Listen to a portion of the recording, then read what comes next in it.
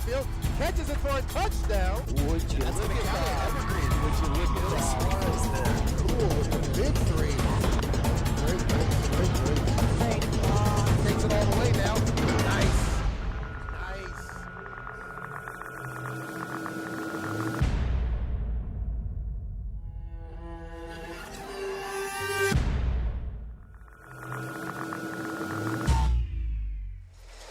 All right, hey, we want to welcome you guys to the game as you broadcast. Pick us right up as we got the kickoff here, Battleground.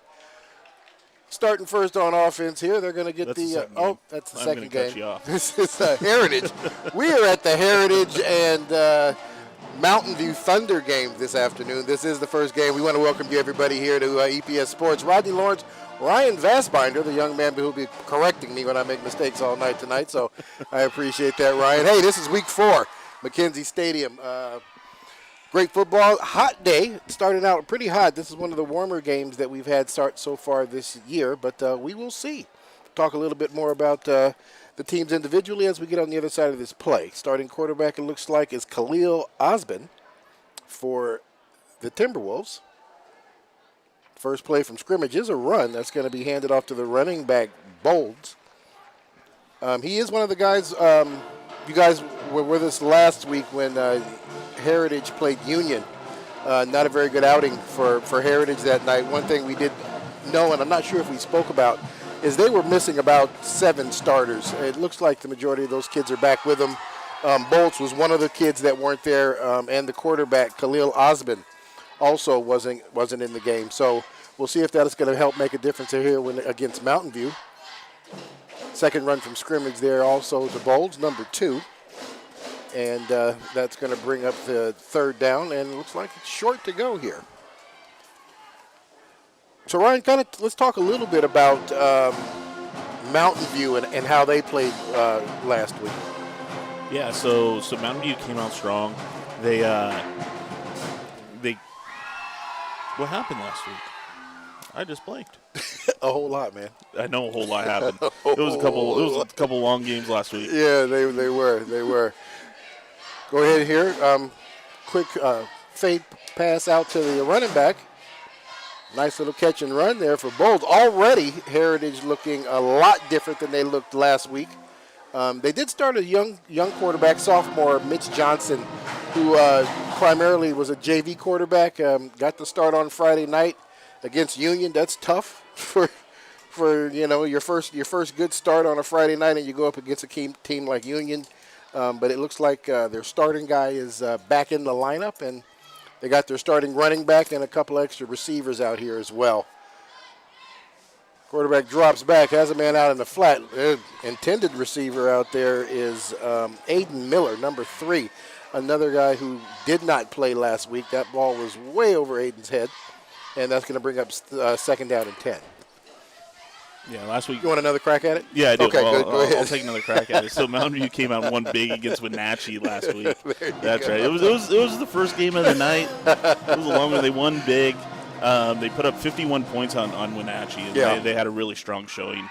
They ran the ball well. They passed the ball well. This Mountain View team is showing up to be a much more balanced team than what we've seen in the past offensively. They've generally been run heavy. Yeah, so that's been a lot of fun to see. Yeah, sure has.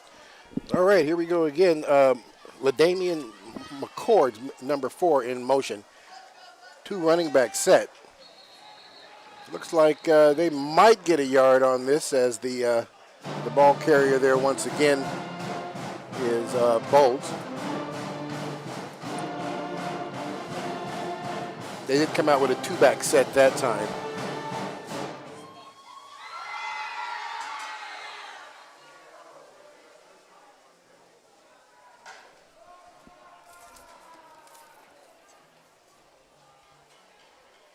Head coach for the T-Wolves, Dennis Moody, so I'm sure he is feeling a whole lot better about the players that will be able to be back on the field with him today. Drops back, has a man open in the middle, makes the catch.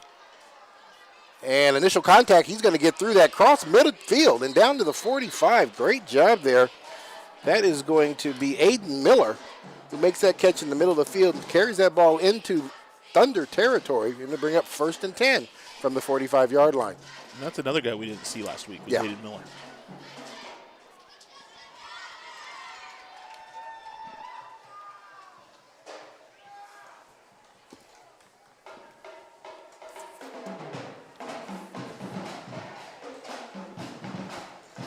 Heritage huddling up between these carries, kind of controlling the game and the clock here. Osmond takes the snap. Another handoff to the running back. This time he is going to get caught in the backfield. And by the young man that we, as far as Mountain View is concerned, we call this young man all the time a young sophomore. Aiden Nicholson is he is their dude, if you will, defensively. For the last 3 weeks, we've called his name more than once, more than 4 or 5 times, really, as far as tackles and on the offensive side of the ball, making good catches when Mountain View really needed it to move the chain. So another big play by that young man is Heritage loses 2, and it's going to bring up 2nd and 12. Quarterback drops back, has a man out in the flat. That one getting away from him. That's his second one that he has kind of aired out and not been able to just kind of put it on him. Not quite sure how tall Miller is. It's not listed on the roster, but there's not a ladder out there big enough for him to go get that one. No, I don't think there's any player in the league that was tall enough to get that one. Right.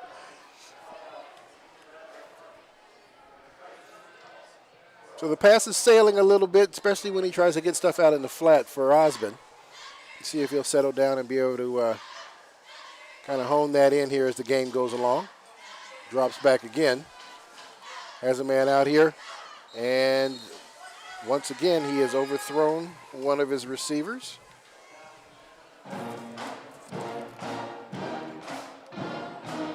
Jack Warren, their tight end, is who he was trying to get that ball to. Not able to get it to put it on him, so that'll bring up 4th down, and the punting team will come out onto the field.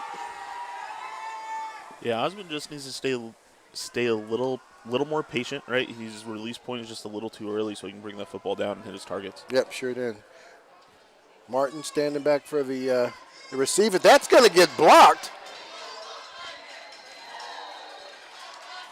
And believe it or not, the one there to block it is going to be none other than Aiden Nicholson, number 84, for the Thunder. And Mountain View is going to get the ball in some very good field position. 1st and 10 for them on the Heritage's 40-yard line.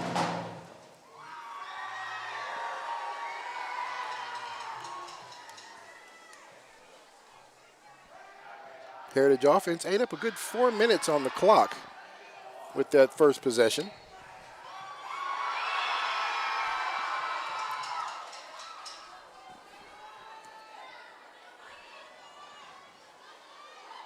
Hand off to the running back there.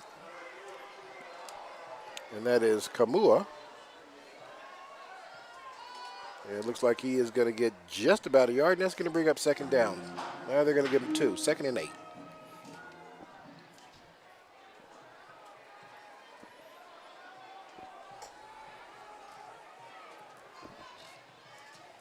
Quarterback drops back, has a man open in the middle, and that's going to be Nicholson.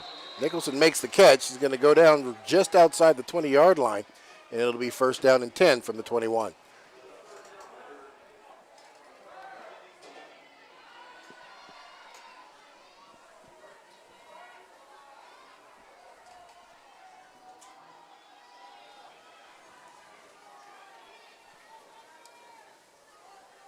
Picture there, J.J. Johnson playing the wing, number 7. Mitch Johnson in the shotgun formation. Quarterback lead, he is not going to get anything out of this as he gets taken down right away in the backfield. Noah Green there to make the stop.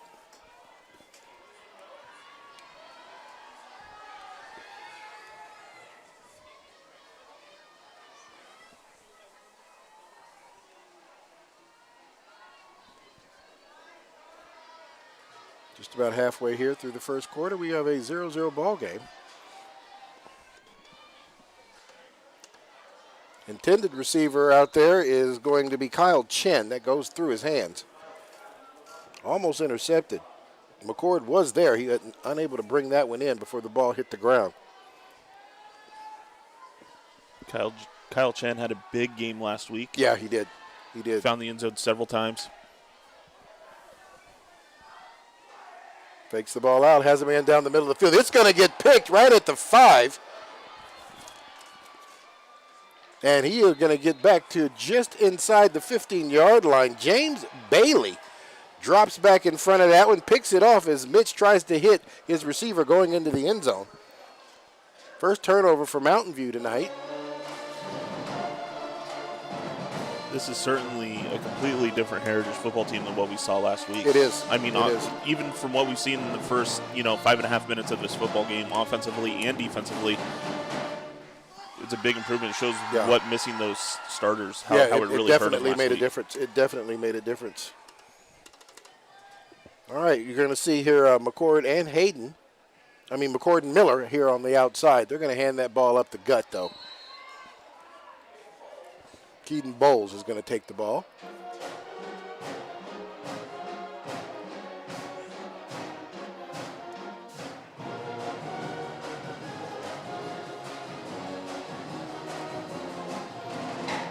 And that'll bring up second down.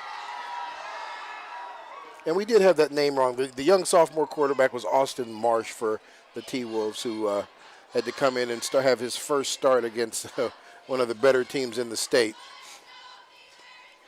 Handoff again. This time runs that ball away from us, and he is going to get a yard, maybe 2 out of that. It'll bring up a third down situation.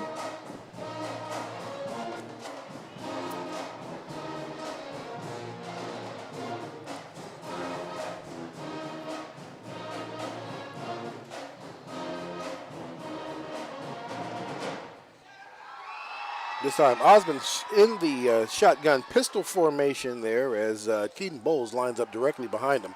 Keaton takes the ball right up the gut. They are not going to get the first down before contact is made here. So to bring up a fourth and very close. So we'll see if we're going to see the punting team or if we're going to see these guys try to go for it here.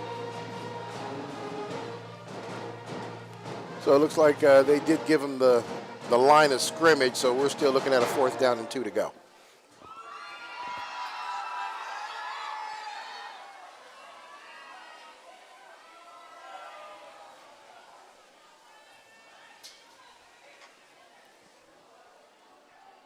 I certainly didn't see a change of personnel. No, it does see. We'll see if we see a hard count here as they got a strong. They're going to go ahead and hand this off. Lead play. And the Mountain View defense steps up and does not allow them to get the first down. So they're going to turn the ball over on downs. Good job there. Both teams with some good defensive stances when they needed to. Mountain View back on the field for their second series of this first quarter. As now Mitch Johnson gets in under center. Hands off to the running back. He's going to get right up the middle. Find some space there. And that is going to be number 28. I do believe that was his number. It was 26. 26. Oh, I'm sorry. And Tamacoli, familiar name there for Mountain View. Tamacoli with the ball once again. He's going to try and bounce that one outside.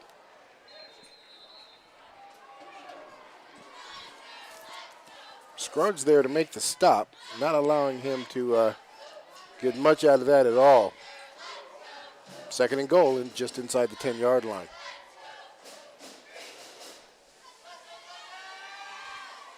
Chen Kamua and Thompson now all come into the game.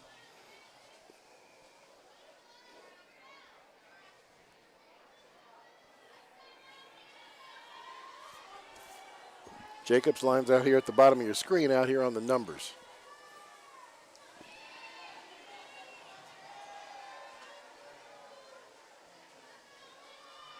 Has the handoff, and he is going to get contact as soon as he gets the ball.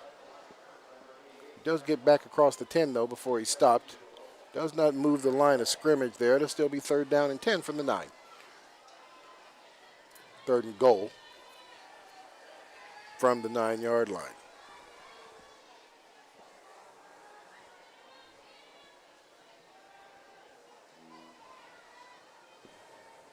A lot of movement down there. As everybody's figured out by now, Mountain View does have strong side and weak side linemen, so they will move as well based on the strong and weak side call. This time they line up 3 receiver set. They're going to hand this ball off to the wing. And The Heritage defense, once again, does a great job not allowing them to get much of anything. I think they got maybe a yard out of this. We'll see what the spot shows. Jack Warren came up with a great tackle there.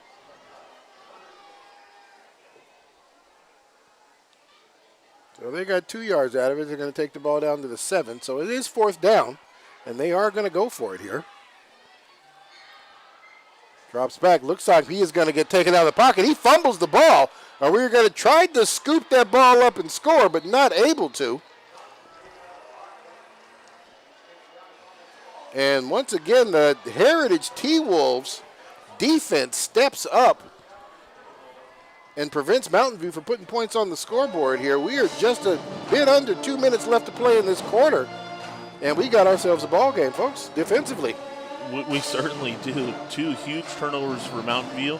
I mean, I thought that it was going to be a bit of a mistake going forward on 4th down if you're Heritage in that situation, deep into your own territory.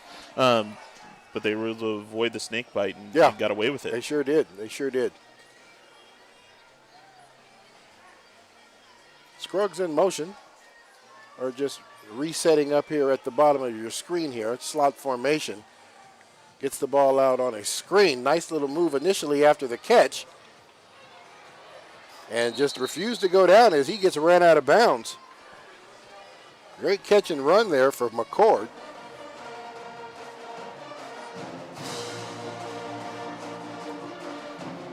It'll be 1st and 10 from the 34-yard line.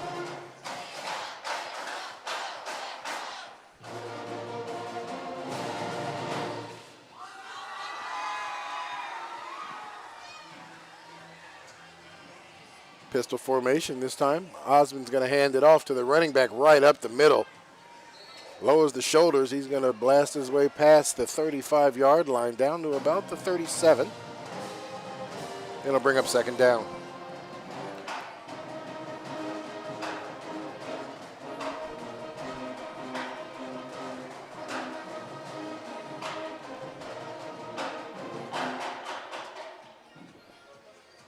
Aiden Miller lines up on the far side on top of the numbers. We've got slot receivers down here at the bottom of your screen. Pistol formation. Osmond drops back, has a man coming across the middle. He makes the catch right there at midfield, and that is going to be Aiden Miller.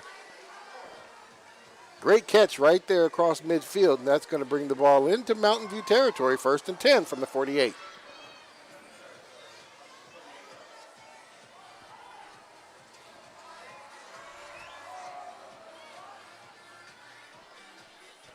Yeah, Heritage has shown that they've been extremely successful just playing some pitch and catch. Yeah, they sure have. They sure have.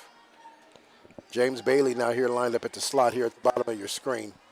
Osmond's going to fake it, gets it out to Bailey. Bailey makes the catch. Great open field tackle there by Jacob Martin. Does get the ball down across the 45, though, down to the 42-yard line. 2nd down.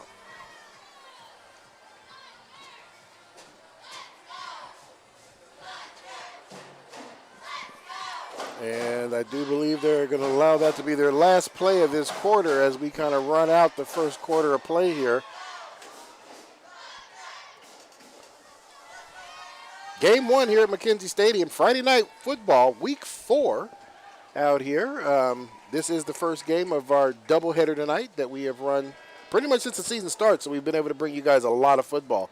Hope everybody's enjoyed it. We want to welcome the people who are watching us on Comcast 328 and the folks out of the immediate area who are tuned into the Evergreen channel on YouTube and able to enjoy the game that way as well. Please share the link with anybody who is outside the immediate area if you'd like them to be able to enjoy the game along with you. So we've first quarter's expired 0-0.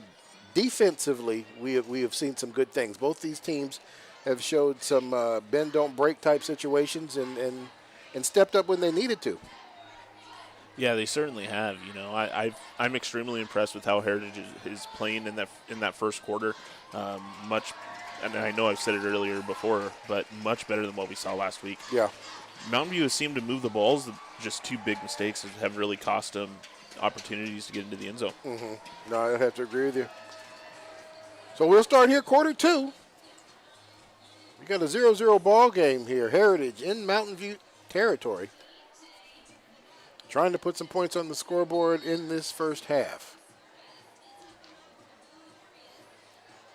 Break the huddle in a pistol formation. Khalil Osman, the starting quarterback tonight, number 15.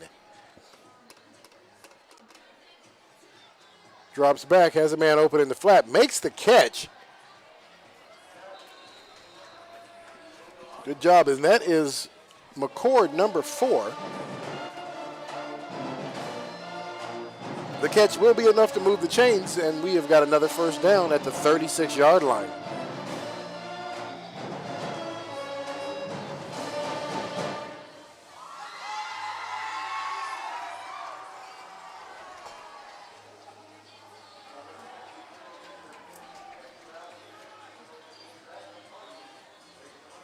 Two running back set this time.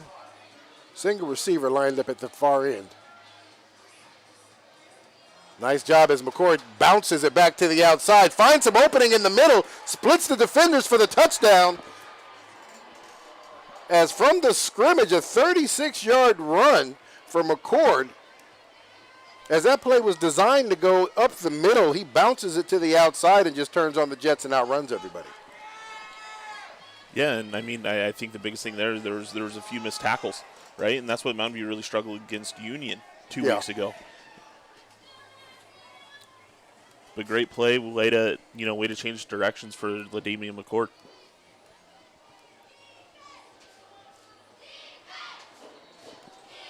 Set up here for the extra point, being able to push this to 7. And that is not going to make it. I hope that doesn't haunt them later on tonight. But not even a full minute into the second quarter of the first half, and the T-Wolves on the scoreboard 6-0 over Mountain View.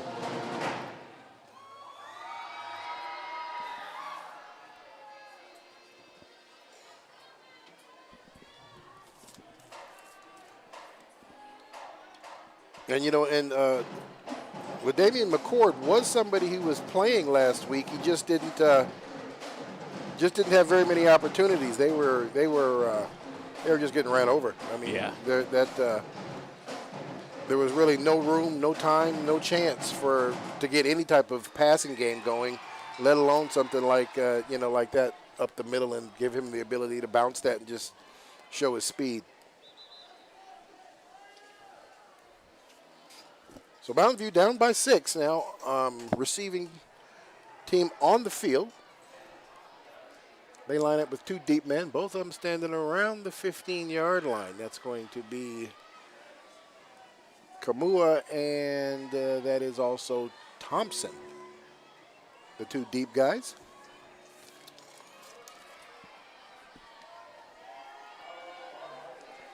Pablo Barbosa Sanchez handling the kicking responsibilities for the T-Wolves, and he will put the ball in play now. Ball's going to be picked up at the 10. Looking for some room. Does get down across the 25 to the 30. Down to the 35, 40. Midfield. Now he's wide open. Is he going to be caught as he gets run out of bounds at about the 30-yard line? Scruggs there to make the touchdown-saving tackle. I see no penalty flags on the field. Oh, I do see one right there at the 40-yard line on the Mountain View side of the field. So we'll see what the call is. And it's going to be a holding call against Mountain View. So that'll back them up 10 from there, negating that great run there by Kamua.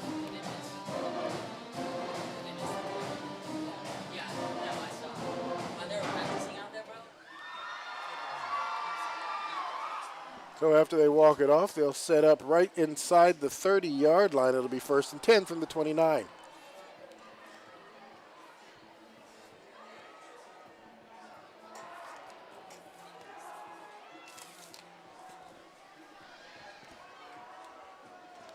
Mitch Johnson takes him to the line of scrimmage.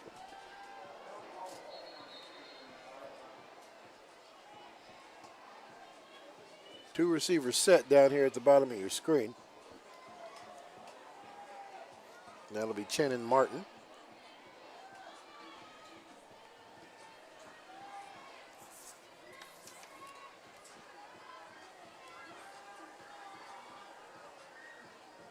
C.J. Hamblin out there on the field as the running back, number 6.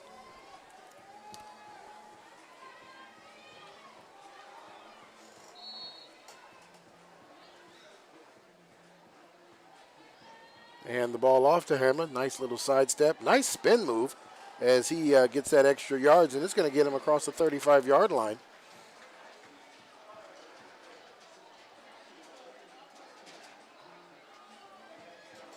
And that's going to bring up 2nd and 2. Nice run there by the senior.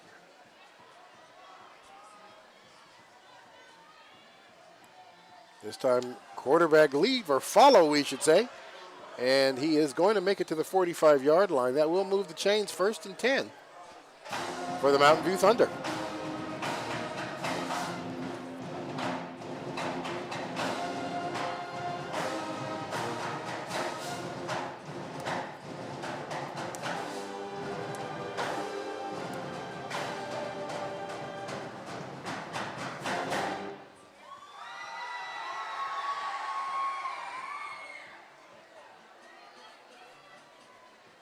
Time of option, pitches it out. Looks like we are going to have a face mask call right there. It happened right in front of us here.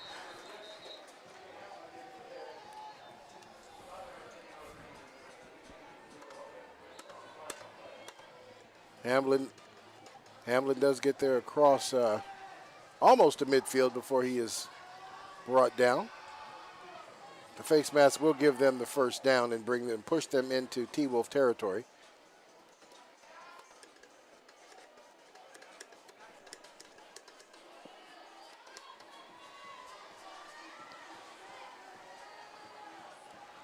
All right, so as they march it off, they'll move the chains here. It'll be 1st and 10 for the Thunder in Heritage territory from the 45-yard line.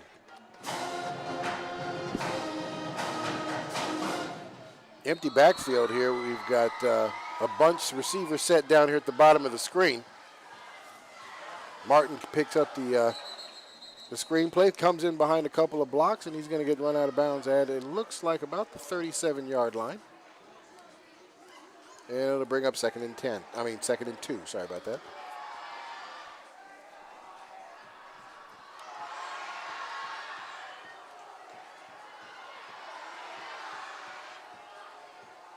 Kamua now. Another screen.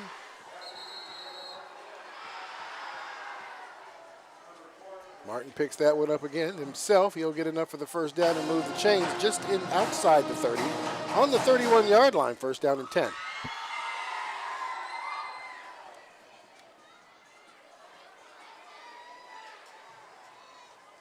J.J. Thompson lined up out there on the far side.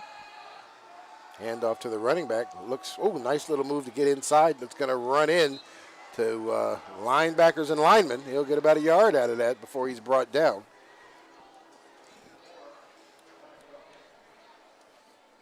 We'll go ahead and we'll credit number 72, Leo Lopez, with that tackle.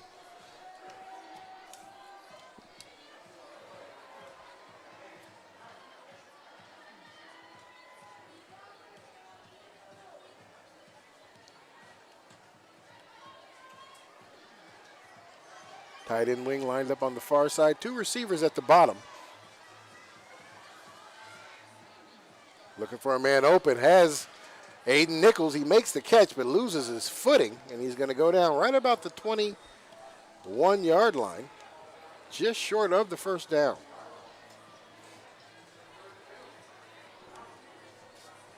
And it'll bring up 3rd down.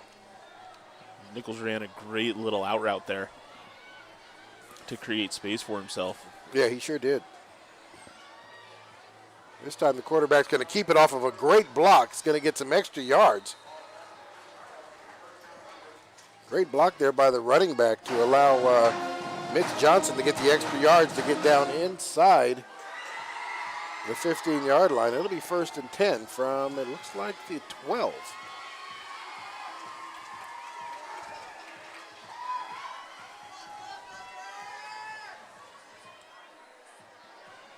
Johnson drops back, looks for a receiver out on the far side. Not able to make that one reach.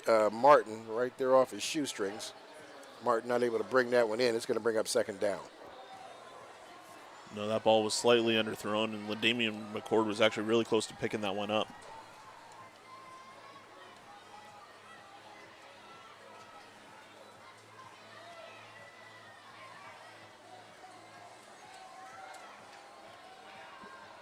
Johnson set up again. This time he's going to get the ball directly out to Chin.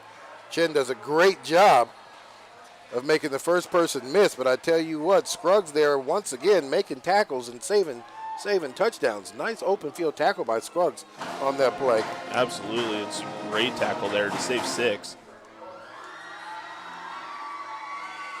It is going to be enough for the first down, though. It'll be first and goal from the 2. Quarterback's going to keep this one, and he is just going to walk in there with little confrontation, if any, as he crosses the goal line. And Mountain View has tied the score 6-6. 7:53 left to play in the first half.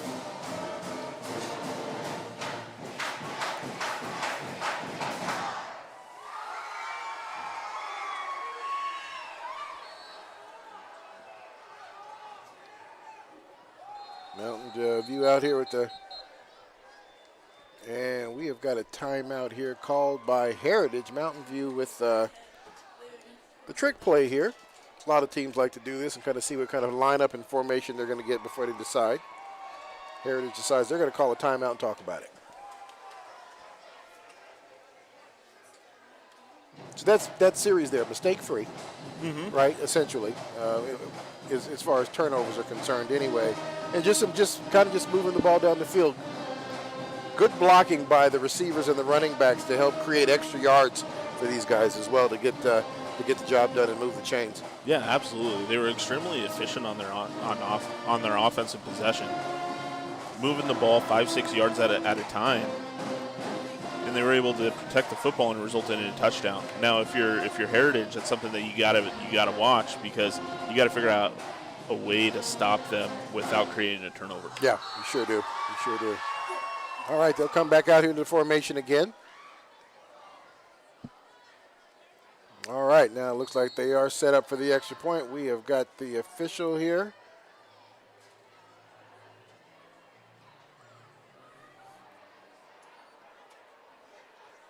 Not quite sure what's going on. The official is running the kicker off the field.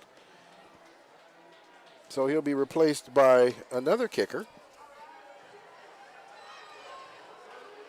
And that is going to be Owen Purvis, number 32, listed as a running back. And he does put it through the upright. So Purvis, only a sophomore, goes out there at a clutch time. Not real sure why they had to run the initial kicker out of the game, but Purvis Cold goes out there and punches it through the uprights without any problems. Great job. Mountain View's on top, 7-6. Yeah, it looks like Purvis has a pretty good leg. It does. It does. Maybe they ought to put running back / kicker on the roster here for him. Yeah, he may have a new job come next fall. Definitely something I'm sure the coach is going to remember.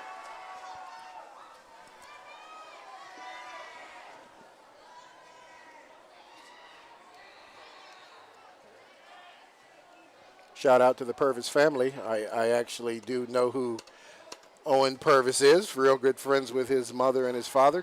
So I'm sure they're pretty proud of that young man today to be able to step in and do that on the clinch like that. Now he's kicking the ball off. There you go, jack of all trades.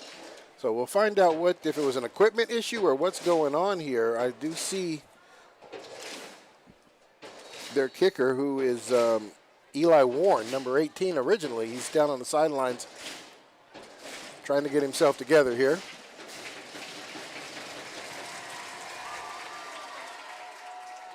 But a good kick there. That's going to bounce into the end zone, and they're going to call it a touchback. I do believe Owen played a little soccer in his young age. It does show a little bit there, doesn't it? It certainly does. I mean,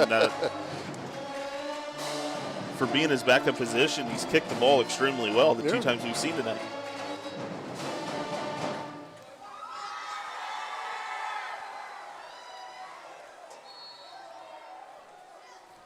So with that, Mountain View does take the lead for the first time tonight. Heritage, 1st and 10 from the 20.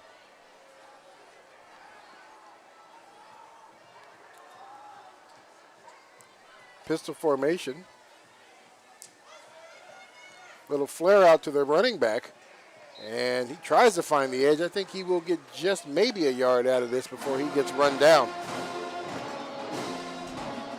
Mountain View defense doing a good job stringing that play out, not allowing Keaton Bowles to get a whole lot of yards out of that.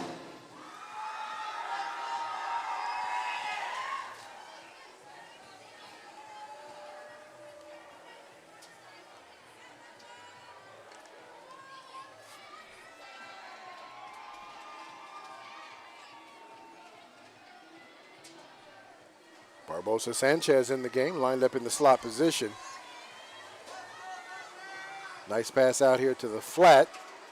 McCord's going to pick that up, try to make a lot of people miss, and he is just going to get collectively pushed out of bounds by a couple of Mountain View tacklers. Good catch and a run there by the receiver, LaDamian McCord. That will move the chains. 1st and 10 from the 35-yard line. Yeah, Mountain View did a great job there not to over-pursue. Yeah, they did.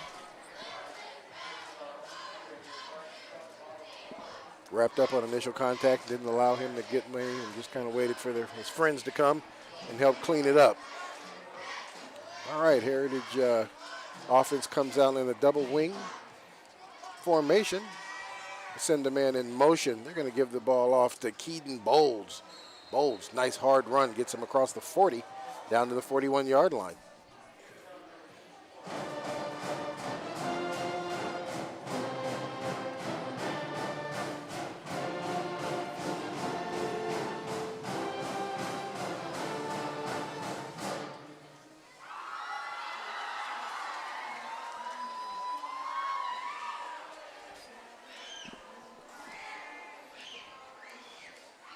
Slot formation down here at the bottom of your screen. Wing on the far side.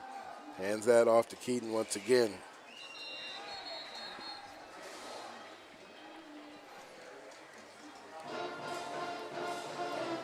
We'll get back to the line of scrimmage, and it'll bring up 3rd down.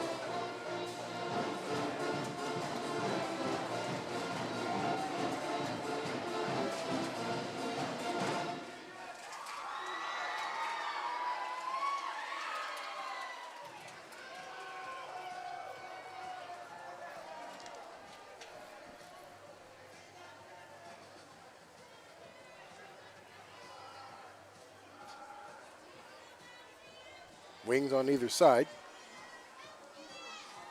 Hands that ball off. He's going to take it right up the middle. He is not going to get much, maybe 2 yards out of this as he gets down to the 43-yard line. So it'll bring up 4th down. They got to get across the 45 to move the chains.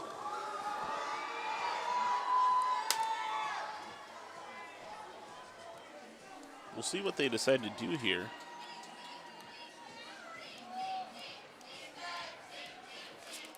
Earlier in the game, they had that one punt blocked, and then later on, when it was 4th and short, they decided to go for it deep in their own territory and was unsuccessful. So looks like that they may be calling timeout to figure out what play to call.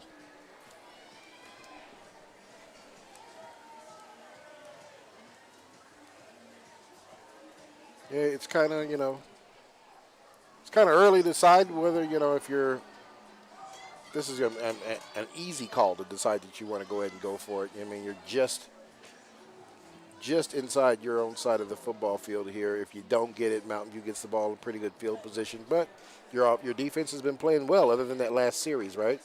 So, it's kind of looking at all the players' eyes and kind of see what they got before they make this call. Yeah, no, absolutely. And I'm not sure the field position has anything to do with it at this point. because they decided to go for it when they were on their They their did. own You are 22-yard correct line. about that. Looks like they are going to come out here, see if we'll get a hard count. I'm sure that's definitely something that Mountain View was talking about is hold your water, watch the football. Don't move until the ball moves. So we'll see what's going on here.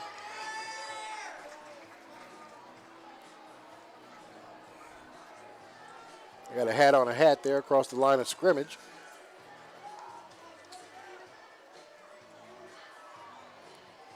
They did try to hard count. We'll see here.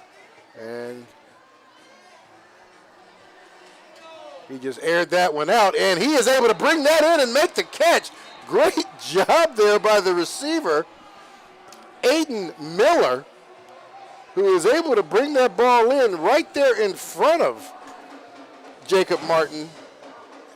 Not quite sure if that was what the play was supposed to be, but I tell you what, Osmond dropped that right on him to where Aiden had nothing to do but catch that. Yeah, no, that's a great throw. I feel like Heritage got a few gifts there because I don't think that was the original play call. On top of that, I think that play clock hit 0 before that ball moved. So, All right, well, with the big play, Heritage in the Mountain View territory, first down. Another run play by the running back, and that is a nice run by Keaton Bowles. Just lowered his shoulders and just drove forward. Got down to the 25-yard line. yeah, this is a great run. I think he ran through about 4 or 5 tackles. Yeah, he did. To get the yards that he did there.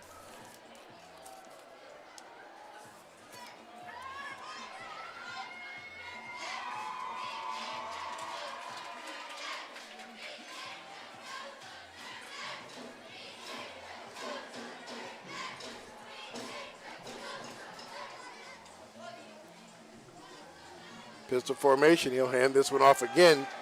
Aiden Nicholson there to make the stop. Loss of yards for the T-Wolves offense. Nicholson having another great game so far. He sure is.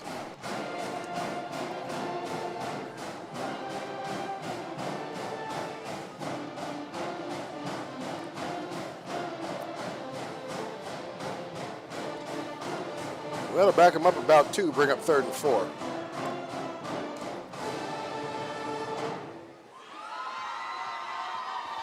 James Bailey back in the game in the slot. Quarterback drops back. Has a man coming across the middle. That's McCord.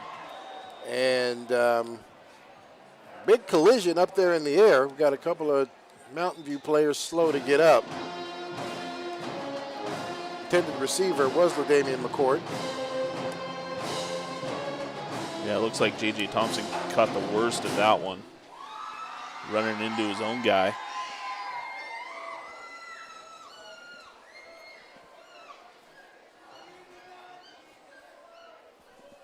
Yeah, it looks like he may have caught a knee or something in the stomach as all 3 of them were in the air.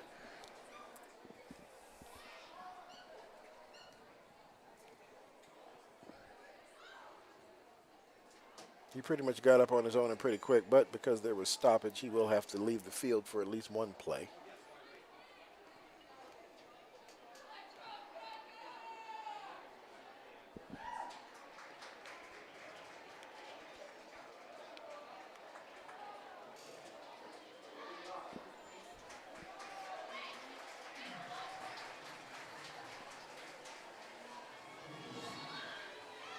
All right, Thompson looks like he's going to be all right. Maybe possibly just got the wind knocked out of him. I'm sure we'll see him in the next series here or so. 3 receivers, pistol, drops back, looks for his man, and that's going to be just outside the outstretched arms of LaDamian McCord.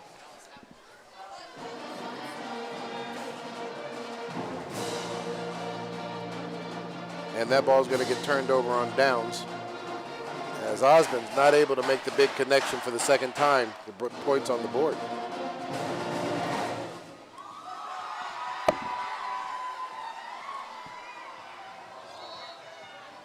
I remember talking about this young man. I can't remember now if it was the fall season or the spring season, but we talked about just how strong his arm was, and once he was able to kind of hone things in. And we have got a fumble on the play, a scoop, and Mountain View turns the ball over again for the 3rd time in this first half.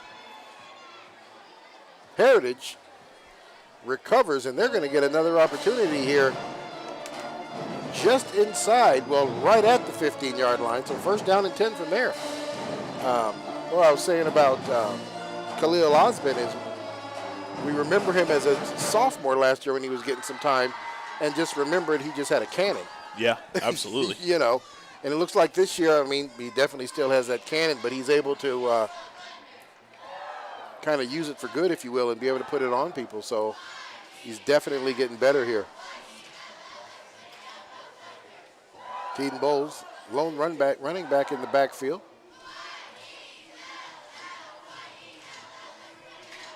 Scruggs, latecomer, hands the ball off to Bowles.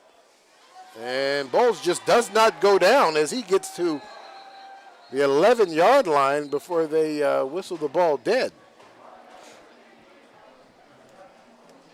Bowles has been running with everything that he has tonight. Yeah, he sure has. Refusing to go down.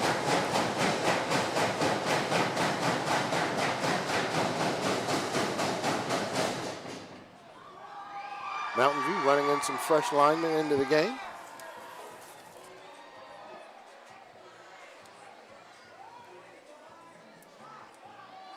It's Will Woon, number 62, comes in the game. Lines up as the tackle. This time the quarterback right there catching the middle, and that's going to be another touchdown. As Osmond puts that ball right on Aiden Miller as he does a quick slant. Splits the defenders and takes that one into the end zone for 6. Minute 44 left in the first half, and Heritage takes the lead again. Yeah, Osmond has certainly been accurate with his throws tonight. Sometimes he's overthrown them, but they've been on target. Yeah. Those first two where the ball sailed on him those first 2 times, but he's been able to kind of zero it in there and put the ball on people. They're going to go for 2 this time, it looks like.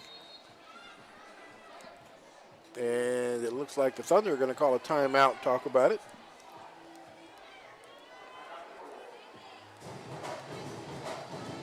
Nice play action there. Good timing on that call.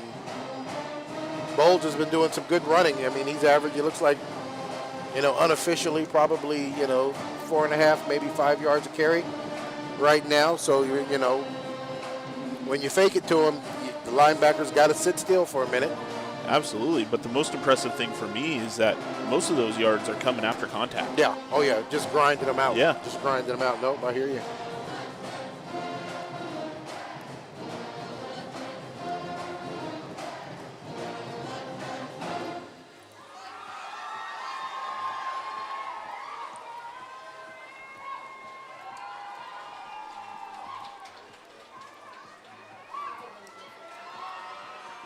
So both teams had an opportunity to talk about it, and they're both on the field here. We'll see who's going to win this chess match here.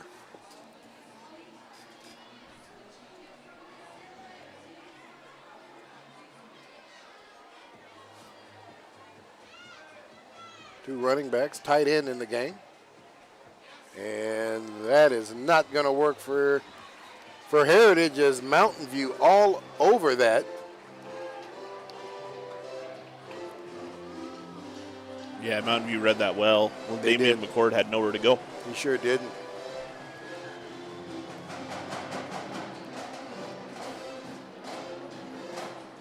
Alrighty, so Heritage on top, 12-7.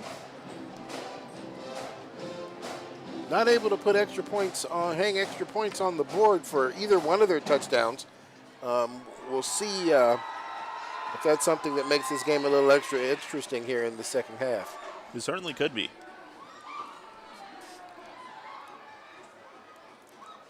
Minute 44 to play until half.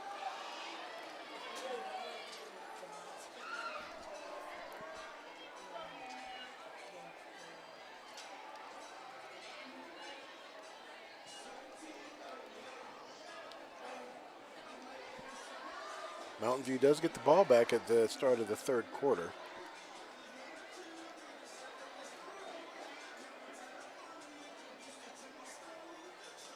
we'll see how that plays out in the last minute and 44 left to play in this first half. Barbosa Sanchez has him set up, and he's going to keep this one on the ground. And nice squib kick, didn't allow the Thunder to do much of all with it. And that ball is going to go down just inside the 25-yard line, and it'll be first down.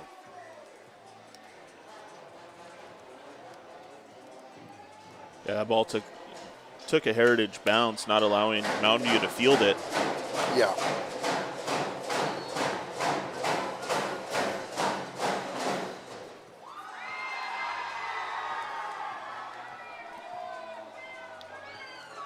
It's Johnson shotgun formation.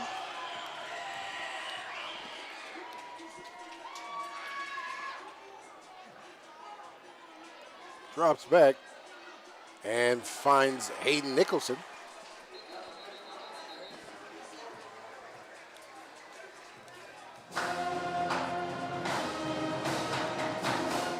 Hayden and Johnson both on the far side of the field running out routes about 5 yards apart.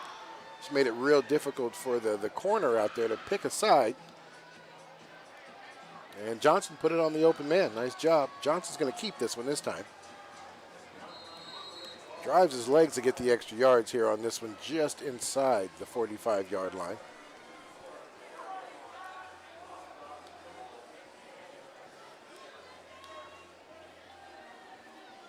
Mountain View's done a great job of just taking what the defense has given them so far. They haven't had to force anything or tried to force anything offensively. No, you're correct. Correct. Johnson drops back, has a man open. He is going to make, and this ball is almost picked off as Aiden Miller comes over there and battles J.J. Thompson for the ball on that one. Comes out of nowhere. Almost a spectacular play made by Aiden Miller. Oh, definitely, definitely. Miller, the playing safety, coming across the top of that one.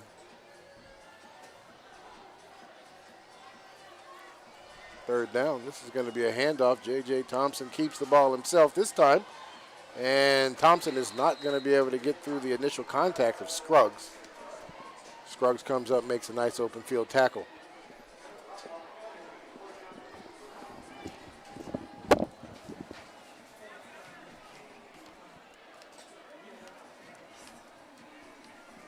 So we're looking at fourth down here, about 4th and 3. 33 seconds on the clock and running. We'll see if Mountain View goes ahead and tries to take a shot at the end zone here to end the first half.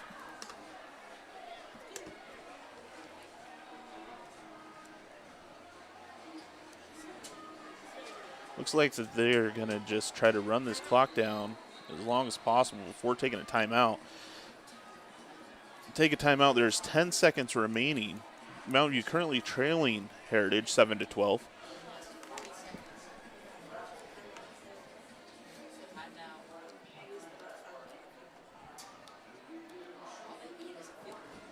It is 4th and 2. So we'll be curious to see if they decide just to punt this football away and try to run this time off the clock, or if they take one last shot on to the end zone.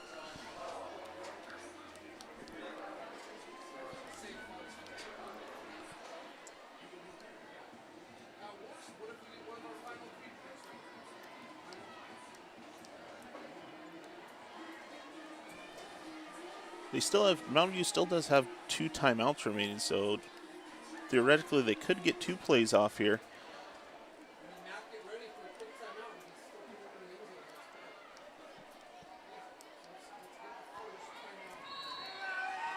Mountain View comes out with 3 receivers down here on the near sideline. No one in the backfield for Johnson. Johnson finds Jacob Martin. That's going to be enough to move the chains for a first down. There's 7 seconds on the clock remaining now.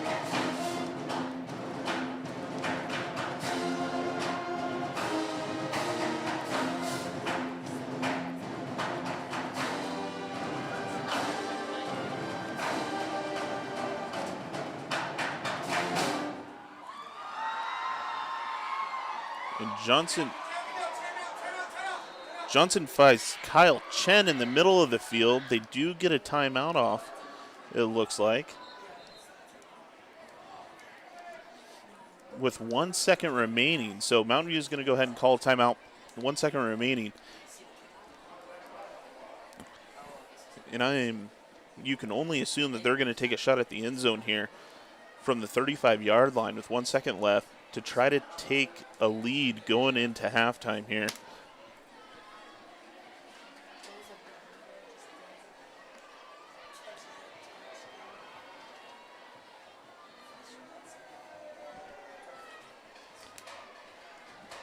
See there, Mountain View coaching staff discussing what they want to do.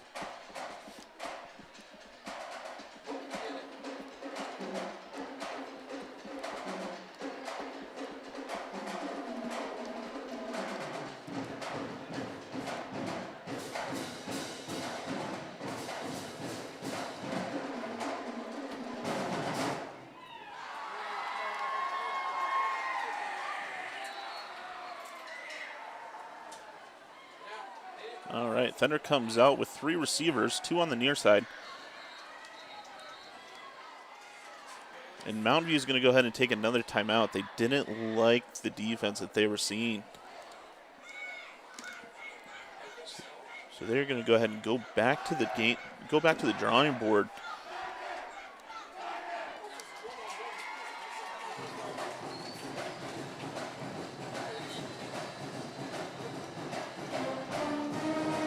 You got to figure Heritage coach is telling his safeties and his DBs, just, hey, just keep the ball in front of you.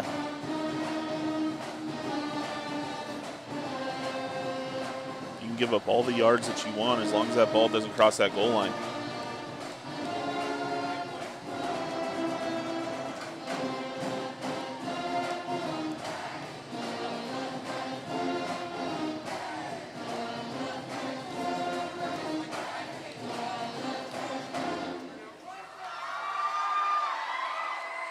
Three receivers down at the bottom of your screen.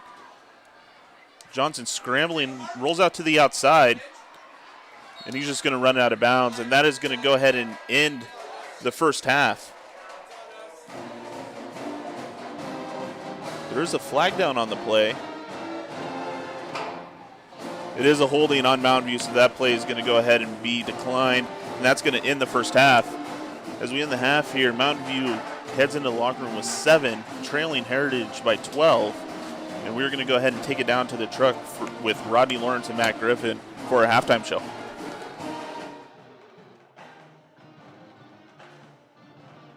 Hey everybody, Matt Griffin here.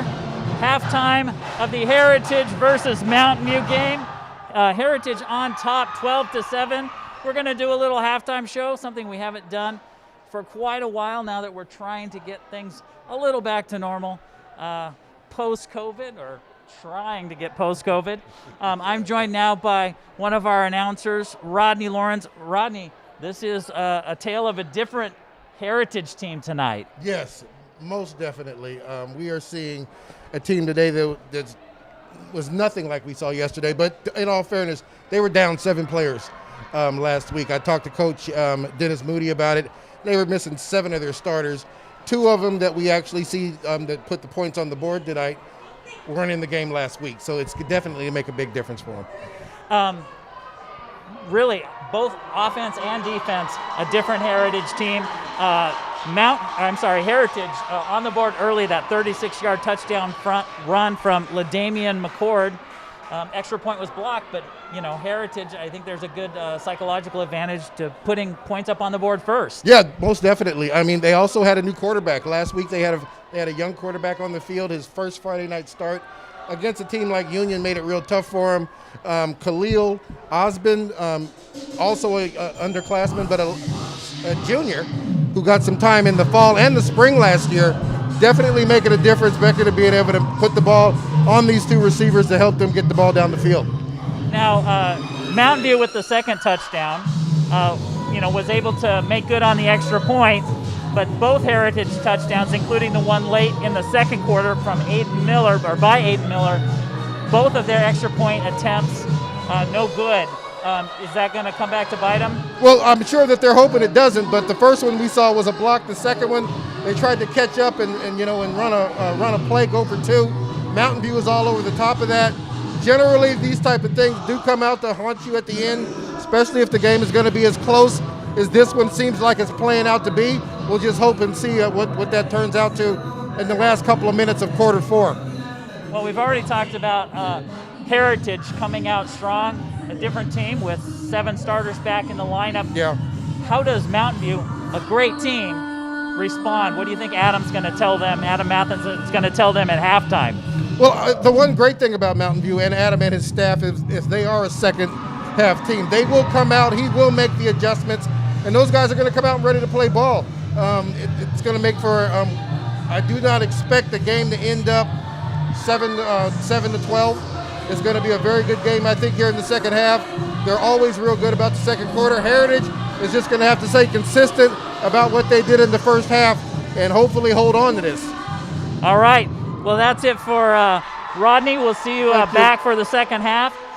And as we try to begin emerging from the COVID pandemic, Evergreen Public Schools is looking for some new employees. We have openings for talented bus drivers and para-educators. If you'd like to join the Evergreen team in either of those capacities, here's a look at how you can do it.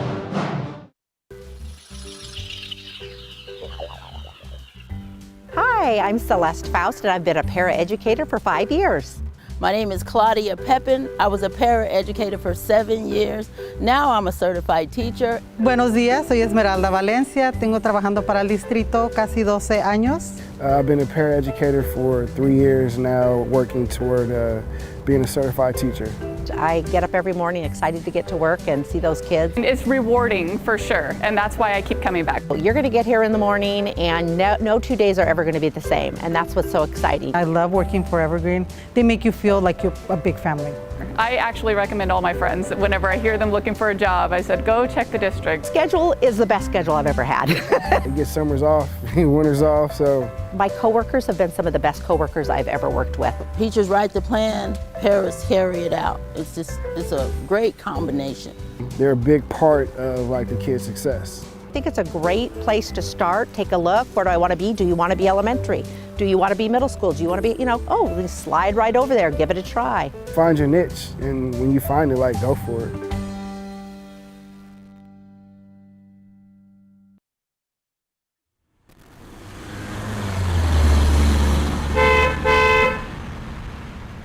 Hi, my name is Donna Voss, and I ride bus 251. I'm Tim Boyd, and I drive Route 201. I've been driving a bus since the end of last school year, so relatively new. I have been at Evergreen as a bus driver for almost 16 years now. I love it. I love the kids, number one. I love kids, but just the connection with them in the morning, it's just awesome. Like wishing them to have a happy day, they're so sweet and just so innocent. I thought they're gonna all be screaming at the top of their lungs and things like that, but there's so many wonderful children. It's amazing to be able to greet them every morning. It's amazing to tell them have a great night as they depart, and hopefully I'm making an impact in their lives as they're riding the bus to school. The hours work really well for me. I consider it kind of a semi-retirement position, and I just have really enjoyed that. I love the schedule of having weekends off and holidays off. It's the best part-time gig ever. So I have another job that I do in the meantime. I sell mortgages. And then in the summertime, I get the whole summertime off, so I get 3 months to myself to go on vacation. I have a 19-month-old at home, so I'm off, on the days that daycare is off, and then later on when she starts going to school, I will have those days off. I'd never driven a bus before, so to go through a training department and training program and to have those constant words of encouragement, the constant coaching, the affirmation was terrific. I surprised myself. It's just like driving your own car, but there are a few things that you need to know to use to drive the bus safely too. The pay is great. The hours are awesome. Again, the job is really cool. I'm actually really happy with my choice of coming here. This is a great job, and I want to keep doing it for a long time. You just have to be very attentive, and I just think as long as you love kids and you can be, you're a safe driver, then this job is for you. Ready to go.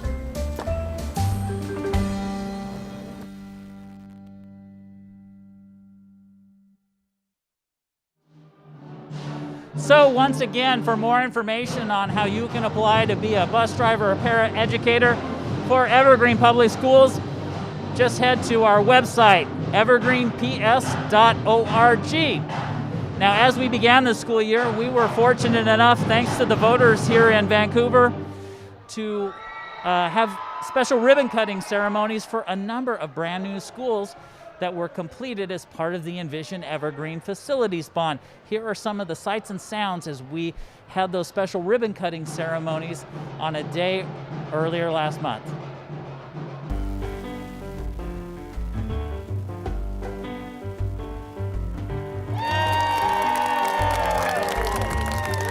We're super excited for everything that's going to happen here, for all of the kids to build their future legacies and be proud of the elementary school that they went to and all of their future learnings in Evergreen Public Schools.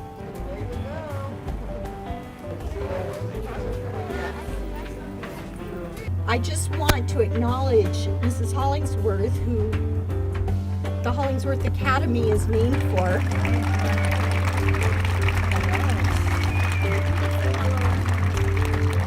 If your dreams don't include others, it's too small, so keep dreaming big. Thank you guys so much. Thank you.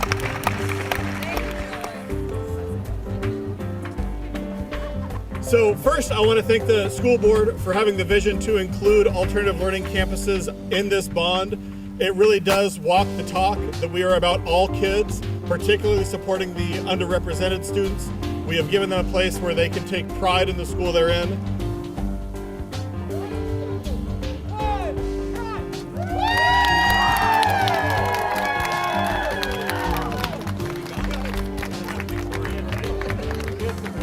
The staff, our wonderful staff and students and families are going to love the new building that we have, and I really am looking forward to the partnership with Hollingsworth and Legacy High School on this wonderful campus, as well as being so close to ASC.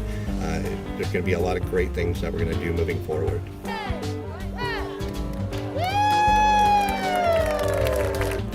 I'm very excited now that this special place has a new facility for learning and for community. Así que me da mucho gusto que este ahora sea un lugar muy especial, no solamente para los estudiantes, sino también para toda la comunidad. What's going to make it perfect is we're all back together, and we have our kids 5 days a week. 3, 2, 1,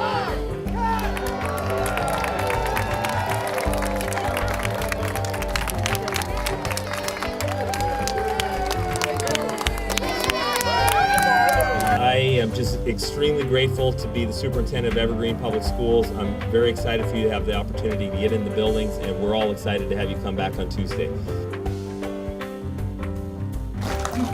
And now for the exciting part.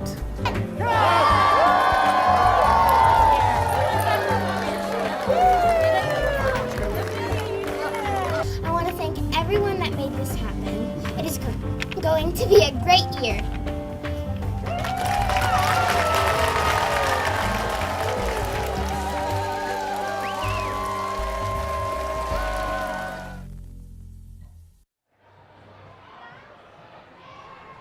And we want to say thank you once again to the voters here in Vancouver for helping us pass the Envision Evergreen Facilities Bond. We are so excited to get students and staff back into those wonderful new buildings and continue preparing the next generation of students here in Clark County. We are just a couple of minutes away from the second half. Heritage versus Mountain View. Heritage on top, 12-7. We'll step aside right now as Rodney and Ryan get ready to call the second half. Thank you for tuning in tonight.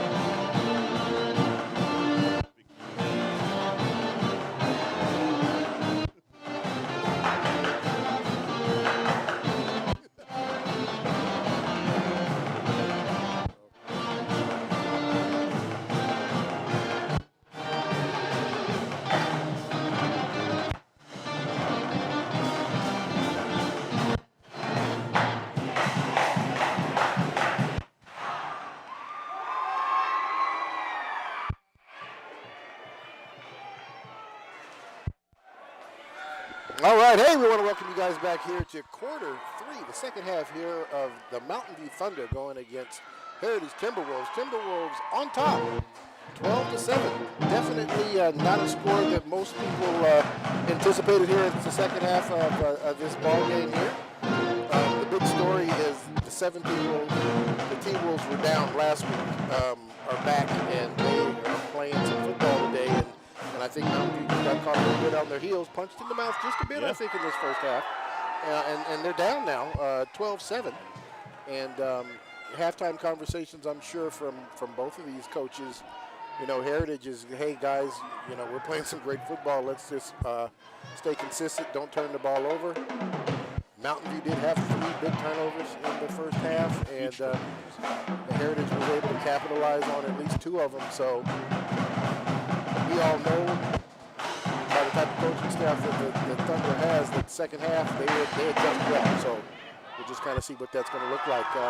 Getting ready here for the kickoff here at quarter 3. We've got Barbosa Sanchez getting ready to kick it off. This is EPS Sports here. Rodney Lawrence, Ryan Vassbinder. We're on Comcast Cable 328 and the Evergreen channel on YouTube. So hoping everybody's enjoying and ready to enjoy the second half of this ball game.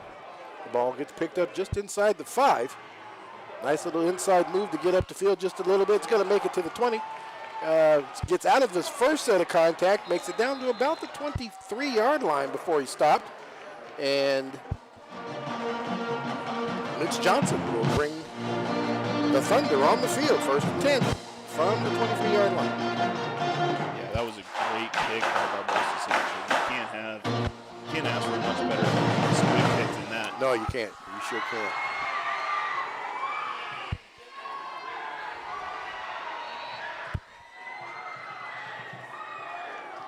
All right, first play from scrimmage here is going to be a run play. And the running back gets to the outside, makes it almost to midfield before he is met right there at the sideline. I do believe that is Scruggs who comes up and makes that pop on him. Scruggs, young man, definitely somebody to talk about for Heritage. Very good at making open field tackles and is not afraid to lay hat, as they say, when it comes up to making contact with somebody. So good job. Kamoa definitely felt the last bit of contact, but he did get the first down, 1st and 10 from the 49. This time, quarterback keeper. And he is probably going to get a yard out of this, possibly 2, before they blow the whistle for forward momentum. Jack Warren, big number 88, there to make the stop. Wrap him up right there at the line of scrimmage. Hamlin, the running back, comes into the game. Hamlin takes the ball. Gonna get outside, and great job by that young man as he just refused to go down. He does make it across the 45, barely, based on the spot here by the officials at the bottom of your screen here.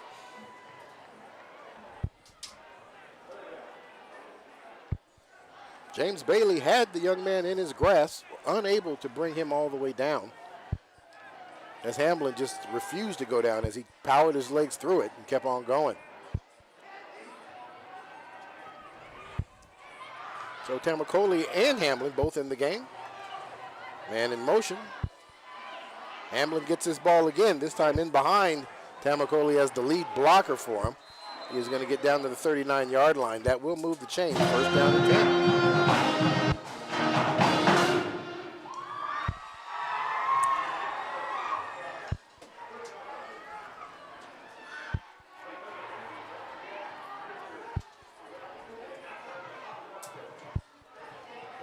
All righty, 3 come in, 3 come out. Mountain View has a new set of skilled players in the backfield.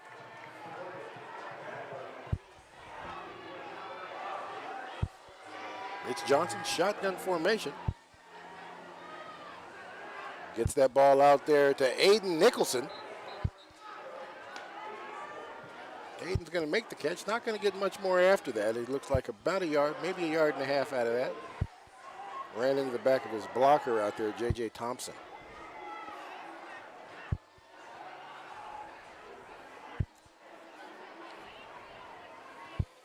See there in the background of your screen, that is the team for the second game tonight. Battleground Tigers in the stadium already. Handoff, Kamua finds big openings, and he is going to get stopped just across the 30-yard line, it looks like. Great job there being patient, waiting for his team to develop before he turned upfield. Yeah, he sure did. Sure did.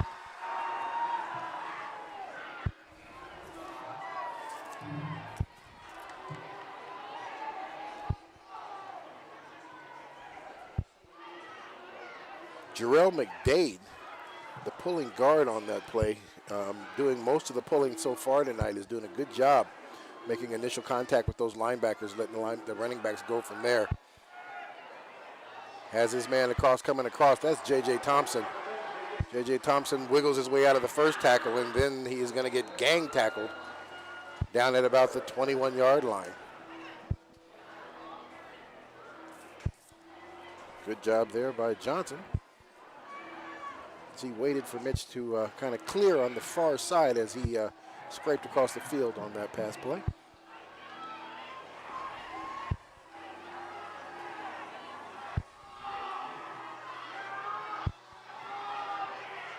Kamua now moves back into the running back position. We've got stacked twins down here at the bottom of the screen. Kamua gets it. He gets out of the initial contact, gets upfield. Nice spin move.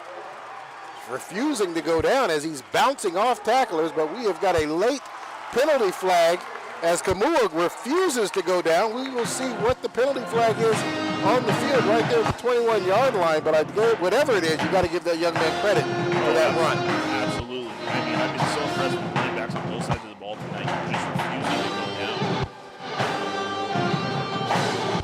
So there was a second flag there as well on the 2-yard line. So we will see. This one on the 21 went down first, so we'll see what the call is going to be here.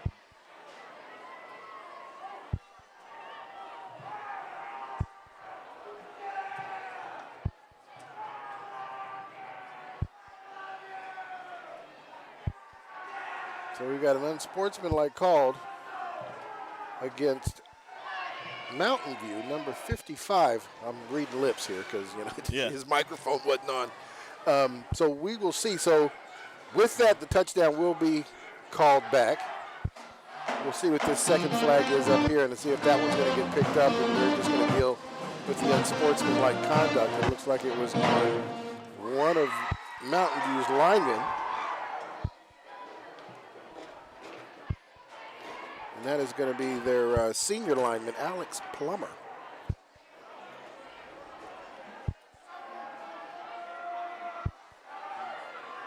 Picture there, Coach Matheson standing on the field trying to get an understanding of the play call there. Pretty animated about his opinion on the call. We'll see what's going on. He's just having a polite discussion. There you go.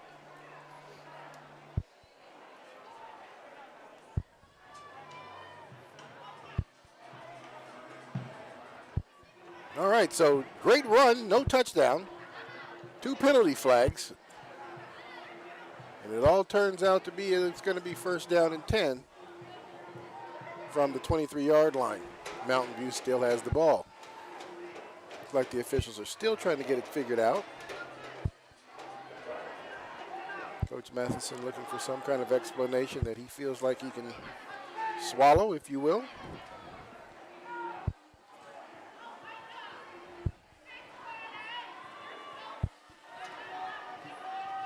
Clock stopped at 8:23 left to play in the third quarter. And it looks like the Whitecaps going to wind us now, and we are going to resume the game.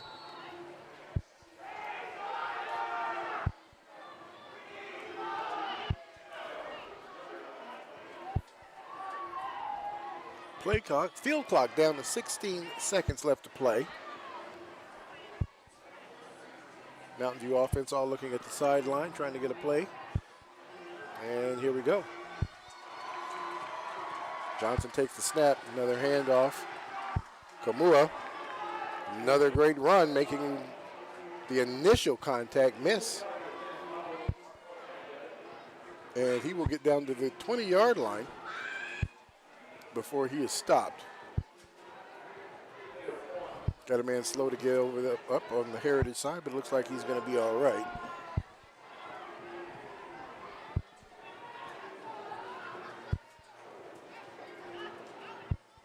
All right, looks like they're going to bring the running game in here. Hands that ball off. Damacoli gets the ball. Well, I'm sorry, I got faked out too. We got to end around as he gets down inside the 10-yard line before he's pushed out of bounds. And now we've got some probably late flags that come out for probably a late hit. I would say so. We have another flag, though. Looks like on the 15-yard line in the center of the field. I see that one. Walker Richardson, number 8, the guy getting the ball on the motion fly sweep.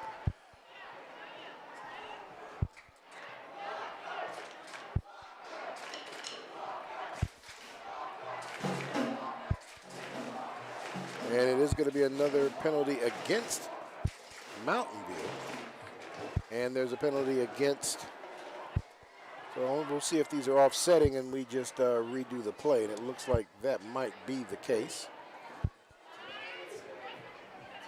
As Kamua, Thompson both come back into the game.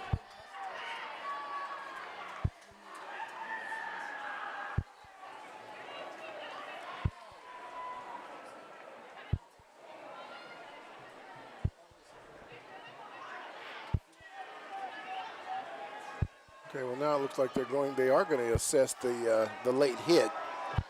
That will bring the ball down to the 10-yard line. So it'll be first and goal there from the 10. We'll get it figured out here in a minute. Looks like there might have been penalties on both sides of the ball here. Looks like Mountain View netted 5 yards.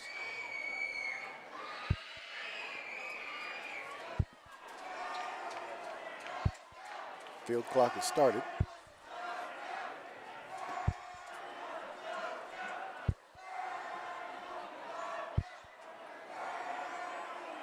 Three receivers on the far side.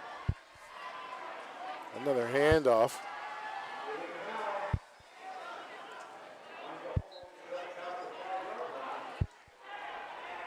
Kamau gets down to, it looks like the 5-yard line before he is stopped.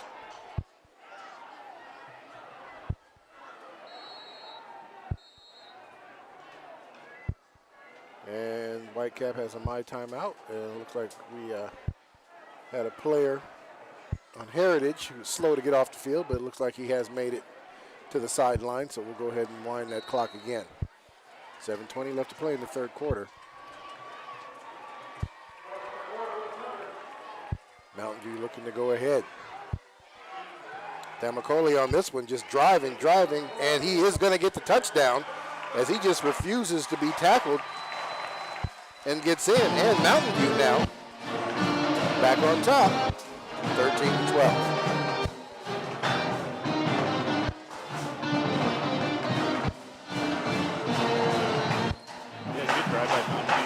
Football that we've seen from him this year. No.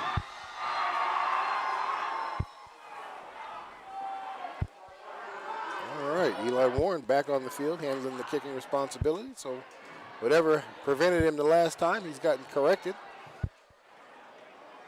Got a snap and a hold, and that is going to be good. And Mountain View takes the lead now, 14-12. 7:06 left to play in the third quarter. Mountain View on top again. Back and forth. Back and forth, and that's where those missed points are really hurting Heritage. Yeah.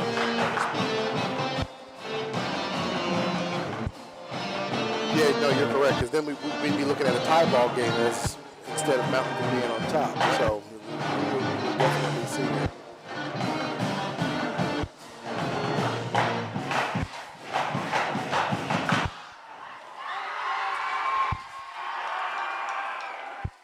Mountain View set to kick the ball off.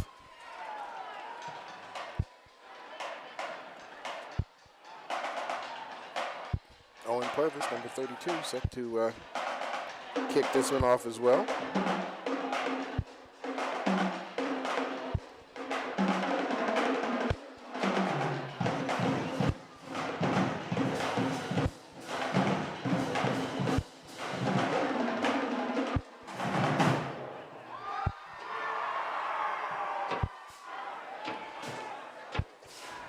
ready here to set it up. Two deep guys standing inside the 5-yard line. Scruggs and Bowles, two deep men.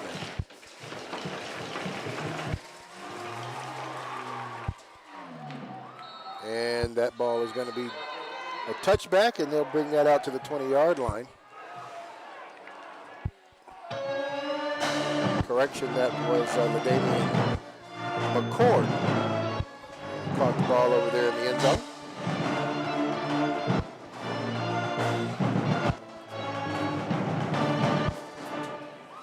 We'll see how Heritage comes out to answer that. Might be taking a lot of time off the clock. They sure did. First possession. They sure did.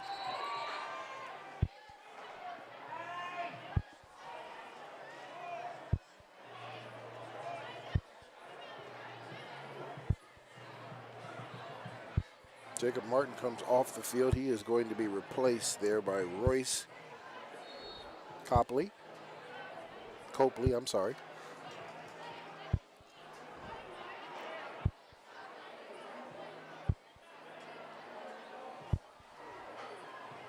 All right, adjusting the formation here as Heritage gets set. Field clock down under 10 seconds.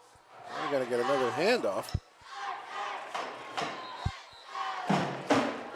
Lucky to get the 2 yards as initial contact was after we made in the backfield. Aiden Nicholson there to make the stop, along with a couple of his buddies. 2nd and 8.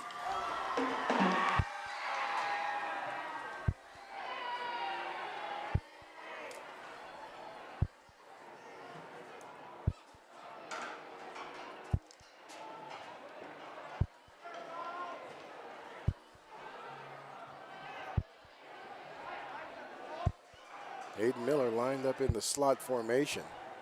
Aiden's going to take the screen pass. Looking to try to get that to the outside. Nice stiff arm on the initial tackler there. And that Mountain View player is slow to get up. Not quite sure who that is yet. Haven't been able to see a number.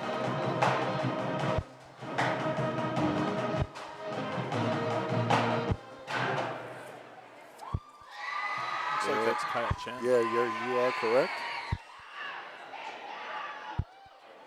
He took a nice little stiff arm from Miller.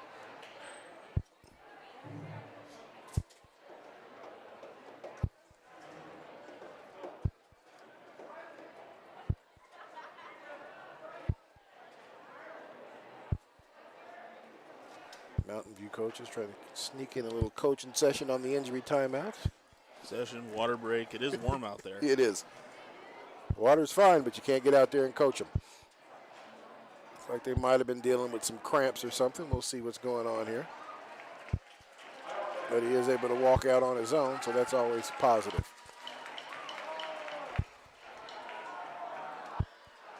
All right, we'll resume the game here. 3rd and 5.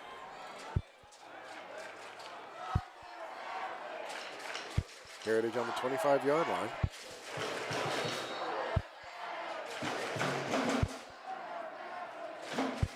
Scruggs McCord switch sides of the field.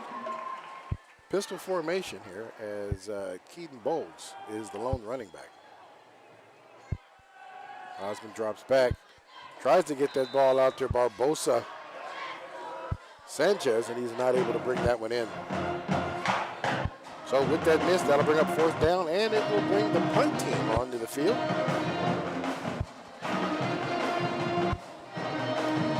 Jacob Martin set up for the Thunder to return the punt.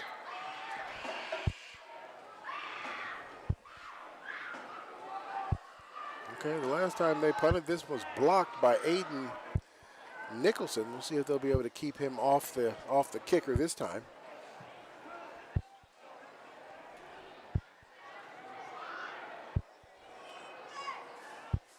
And this time they are able to get this off. It's going to be low, and it's just going to hit and roll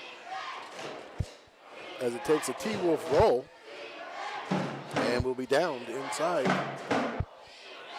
the 40-yard line. 1st down and 10 from the 32.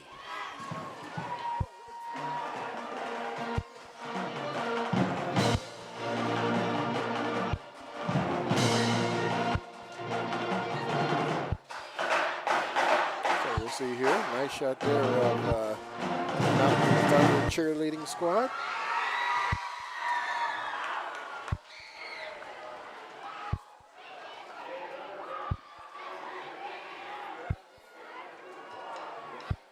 All right, 1st and 10.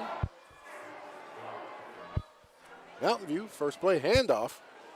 Kamau once again the running back, and Kamau just refusing to go down as he breaks into the open field, gets past multiple tacklers before he is taken down at the 30-yard line. Came in with the one to finally bring him down after a big gain.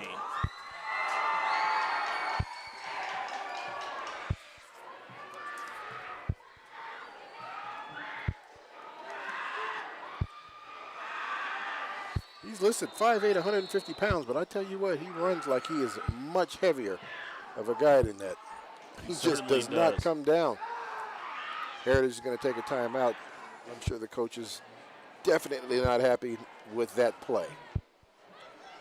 No. And all the opportunities missed there.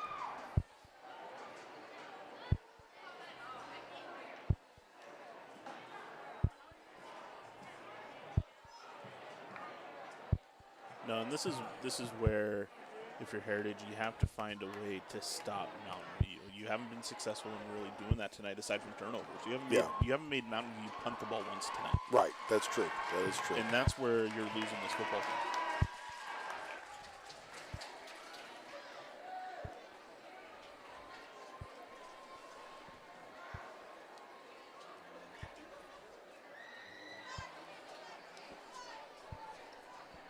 Yeah, thus far, Mountain View has played a cleaner half of football than they did in the first.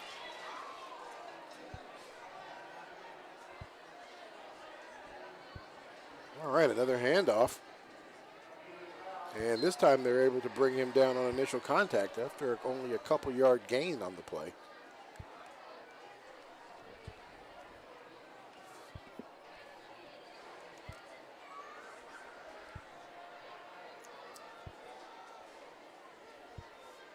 Second down. Time Johnson keeps it. He breaks into the secondary. And he is just going to keep driving his legs and go down at the 10, just inside the 10. That'll bring up first down and goal from the 10-yard line.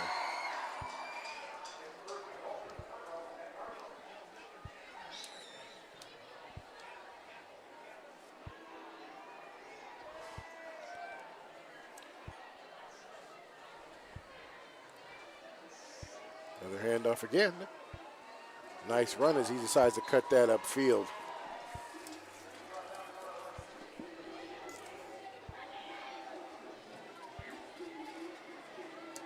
Tackle made by number 11, David Sheezy. Yeah, that was pretty much a catch. Yeah. He caught him. He caught him. Yeah. Another good lead block out there by number 54. Jarrell McDade. Hamblin, and he is going to get in for the touchdown.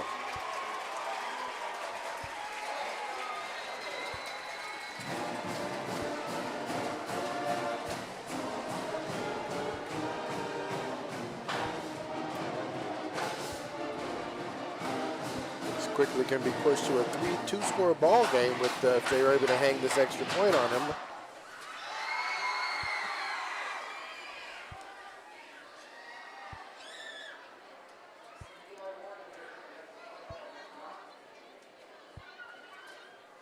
Snap the hold, and that is good. So Mountain View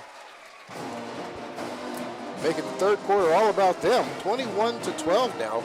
4:25 left to play in the third quarter. Yeah, I think the biggest thing here is that Mountain View has really kept Heritage's offense off the field. Yeah. And they've limited their turnovers. And that's the reason why Mountain View is now sitting on top, where they were trailing in the first half. Well, I mean, in this third quarter, they've proven that they can score by holding the ball and eating up clock and just moving it down the field. And if you give them the right field position, they'll put some points on you in under 2 minutes. So Right. I mean, the offense, this second half play is a different team. Yeah, a different looking team. So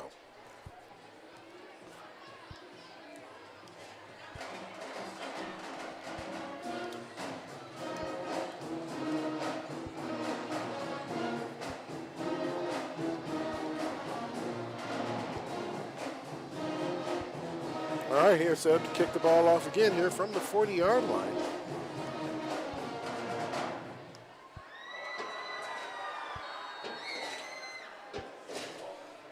Gordon Bolds, the 2 deep men.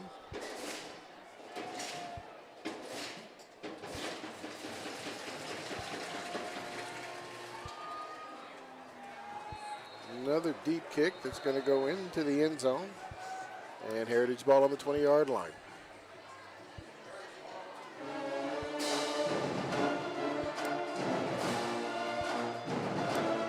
Well, we'll see here, not necessarily a whole bunch of sense of urgency. We're only in the third quarter. And they do have some skilled players out there on the field for Heritage that can definitely, get that ball in the end zone pretty quick. But it'll be interesting to see the play calling and what that looks like on this series in particular, and kind of setting the pace for the rest of the game as these guys now are in catch-up mode. Yeah, absolutely. I think the key here is for Osmond just stay composed, right, and continue to take what the defense is giving them like they did in the first half. Right back, we got a pass. He's got to get that in the flats and McCord. Mountain View rallies to make the tackle, and he'll get stopped right there at the 25-yard line.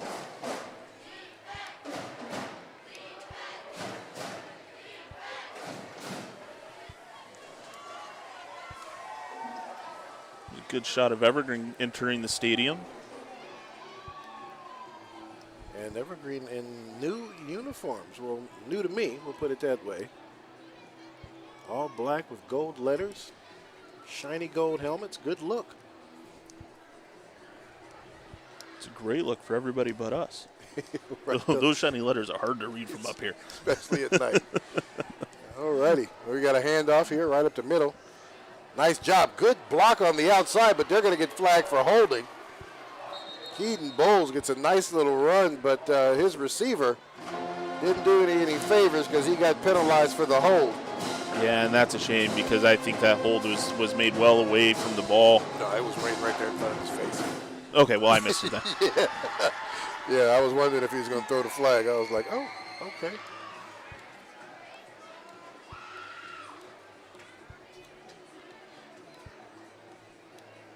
Yeah, that was a big hold on the receiver. I do believe that is LaDamian McCord who was doing the holding on that play.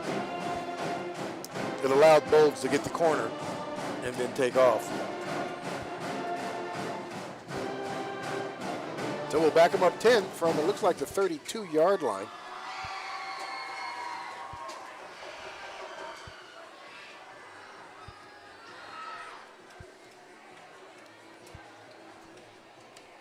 So the ball spotted on the 22. Still second down.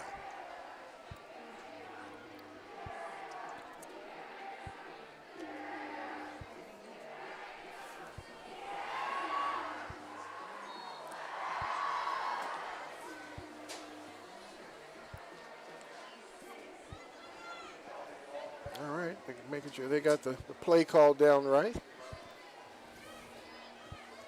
Aiden Miller now lines up on the far side on top of the numbers out there. Going to be a bootleg. Going to throw that back against the grain there.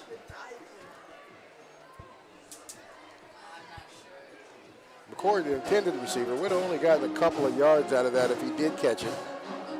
They could bootleg out the back. I get it. That quarterback's got to be able to get around a little quicker so he can get his shoulders heading downfield. He was still kind of running towards the sidelines when he threw that one. That's a hard pass to throw for anybody, and and if you don't get spun all the way around and get them shoulders downfield, it's hard to make the connection. I mean, his strong arm allowed him to get it out there as far as he did. Pistol formation. Drops back again, looking for a man going deep. He's got McCord, who's broke away, and McCord's there for the catch. This time does not go out of bounds, and McCord is just going to jog in for the touchdown on that 78-yard touchdown pass from Osmond to LaDamian McCord. Yeah, it was a great toss. Just dropped it into McCord's lap, right over the top of Felix Cuevas. And he couldn't do anything after that separation. No. He should have tackled him. He tried to push him out of bounds, and he didn't go out of bounds. You should have just wrapped him up. And that's one of the things he did not do. So with that being said, Mountain View lets him get a little bit closer, 18-21.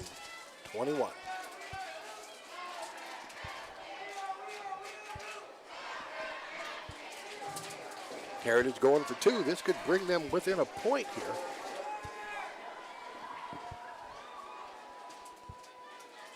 Osmond drops back. McCord is the man he's looking for, and McCord makes the catch. So McCord, the man on that series, as he breaks the touchdown and puts two on the board.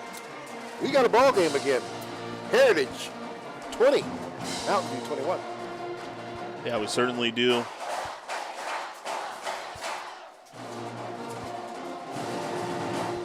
And we got a chance to see Khalil Osmond's arm once again. You know, let that ball go, and, you know, you just kind of saw McCord just kind of release and just run right by the defender perfectly, and that ball dropped right in his lap. Yeah, it was certainly an impressive throw by Osmond. And it was interesting to see, as we talked about it before that series started, what we would see, kind of how Heritage would come out offensively. And they were looking like they were trying to take 3 to 5 yard plays until they got into a 3rd and long situation, then they just aired it out. Yeah.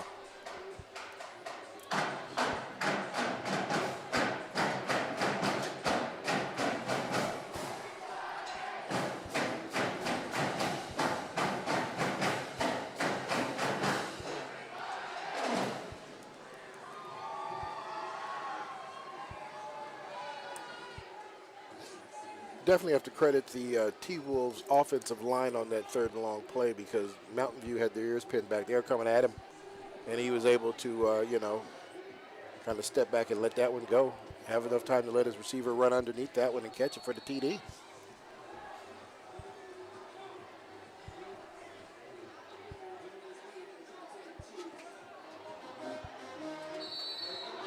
Scribb, that's going to be picked up or dropped there right down inside the 40-yard line. 1st down and 10. Looks like it'll be from the 37.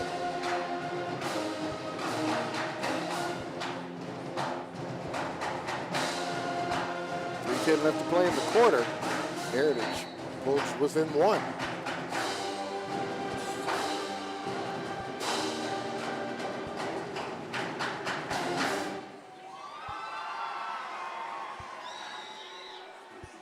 Quick screen out there to the receiver.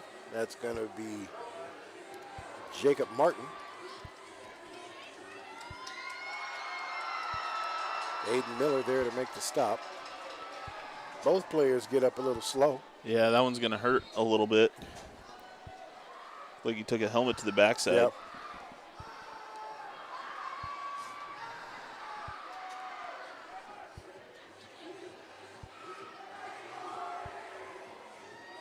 Aiden Miller did get up and walk off on his own, but definitely not feeling well, as looks like the coach and the trainer come out to meet him on the field as he walks off. So we'll see what's going on here.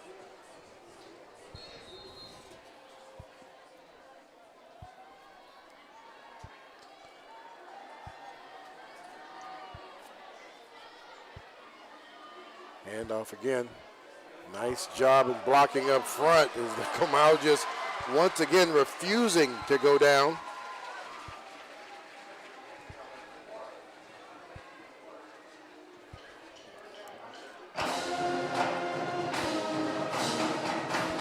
McDade once again out there making good blocks, pushing people off the ball, so the running back can make moves in behind him. Good job.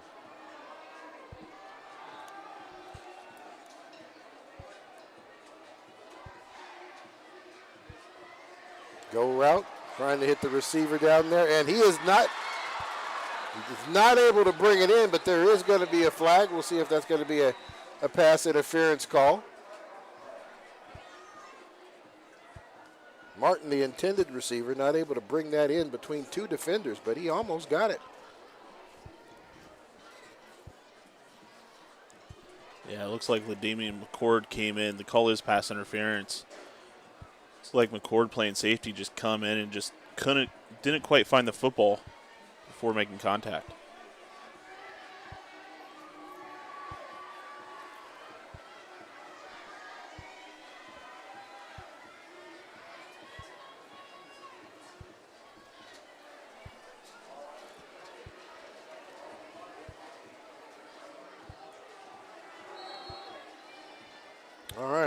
see Aiden Miller back in the game, so that's always a good sign.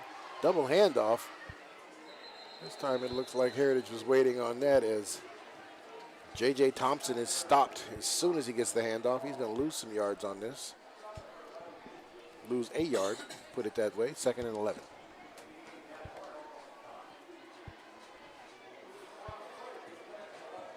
Under 2 minutes left to play in the third quarter. Mountain View in Heritage territory. 11 yards to go for the first down.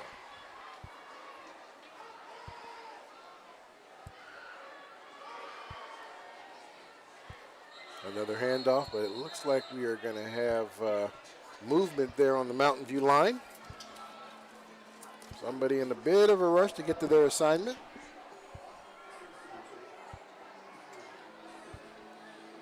That'll back them up 5.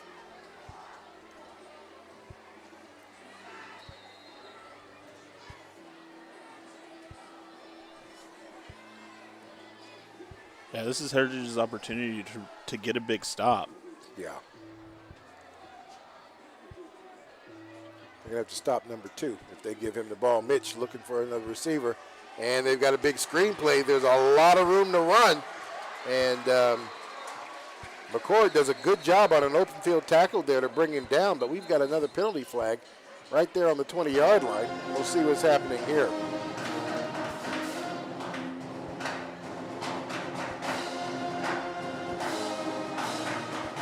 And it looks like that was a block in the back.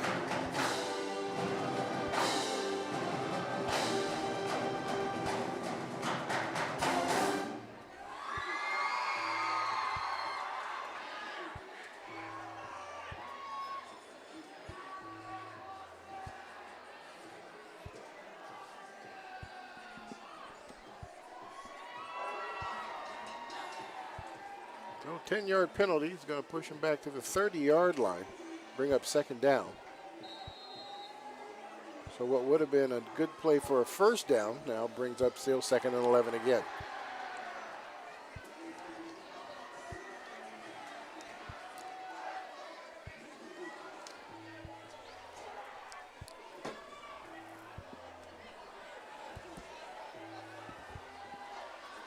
Drops back, looks for his man in the open coming across the middle. Nicholson unable to hold on to that one as he had to go down to the turf to get it. 3rd down.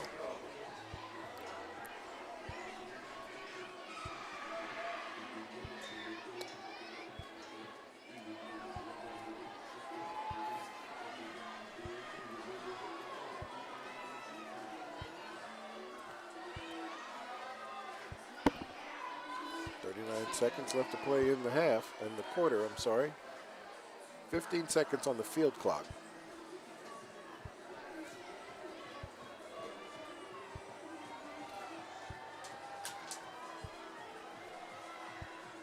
Johnson takes a snap, has Nicholson open in the flat, and that is going to definitely be another pass interference call as Barbosa Sanchez makes contact way too soon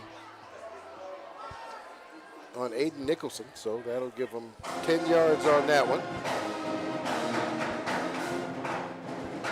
That's a big penalty there to take for Heritage.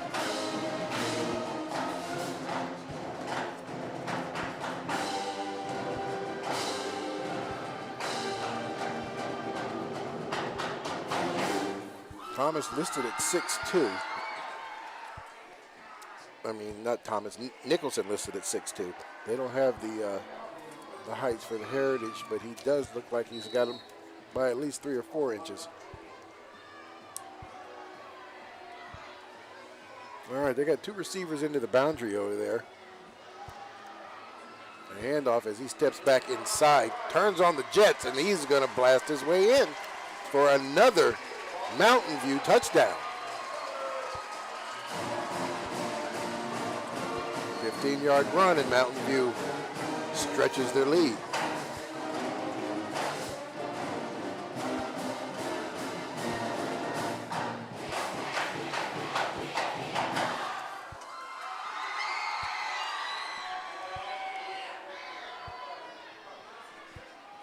Wow, I didn't realize it until I just looked. I thought he was an upperclassman. He is only a sophomore. He's got a lot of good years ahead of him. Yes, he does. Well, 2 to be exact, but 2's a lot in high school. 2's a lot.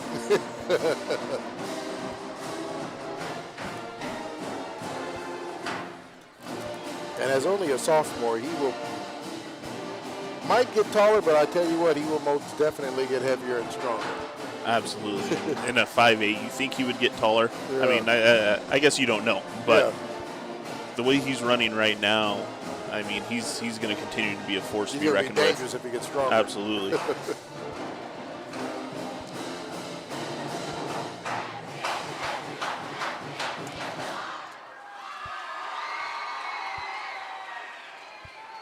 Third quarter definitely becoming Mountain View's quarter.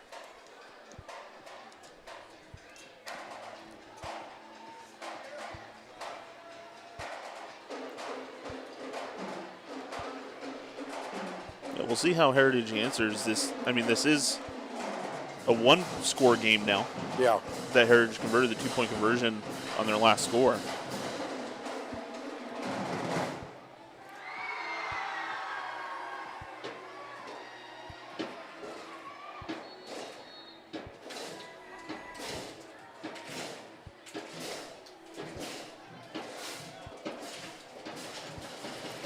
And we got a kickoff.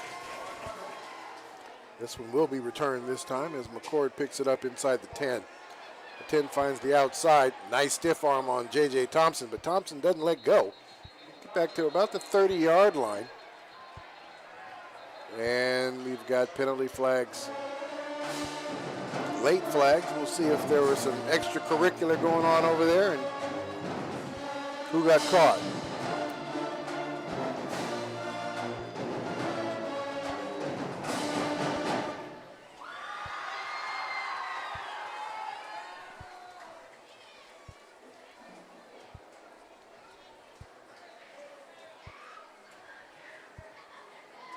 So with the penalty flag, White got, and that is going to go against Mountain View. So they'll mark off 10 more. And Heritage is going to get the ball on the 40. Well, he's still walking. There we go. At the 45-yard line. So a 15-yard penalty tacked on to a pretty decent run by McCord. Absolutely. It puts him in pretty good field position. Yeah.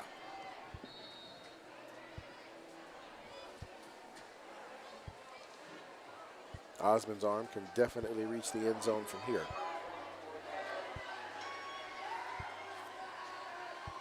Pistol formation. They're going to hand this one off. And he finds the opening, breaks it to the outside. It is a sprint to the sideline, and he will get run out of bounds right at about the 40. Oh, I'll take that back, the 34-yard line. First down and 10.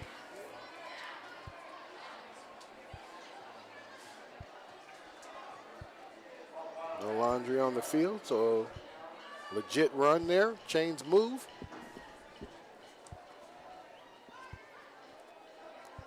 Clock will start again once the chains are set.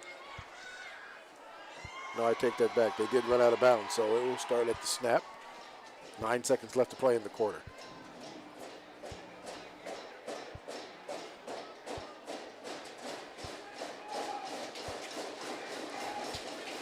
Three seconds left on the field clock. They got to hurry up and get this one away, and they just barely do.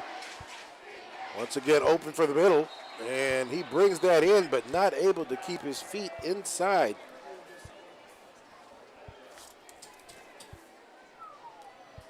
Nice catch there by Aiden Miller, as he is able to break free from his defender as the ball is in the air. So does a pretty good job of letting that ball go, knowing his receivers, and turn on that extra.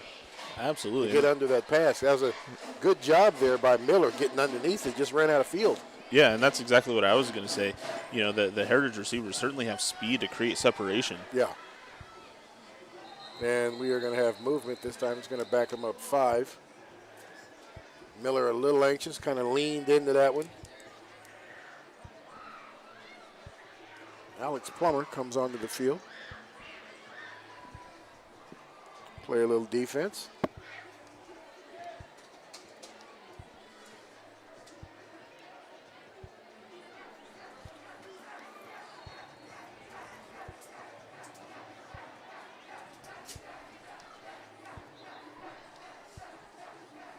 There was 2 seconds left on the clock And before that play started. They sure did. So why are we? The clock is zeroed out.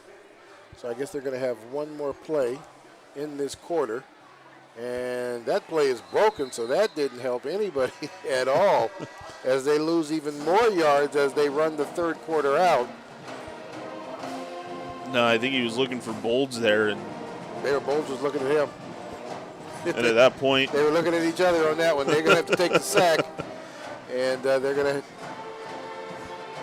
It'll be third down on the 39-yard line when we come back here after quarter 4. Yeah, that's a big sack to take on second down. It puts you into 3rd and long. You had some momentum going into this drive, and a lot of that momentum has been wiped out with the false start and then taking the sack. No, you're definitely correct.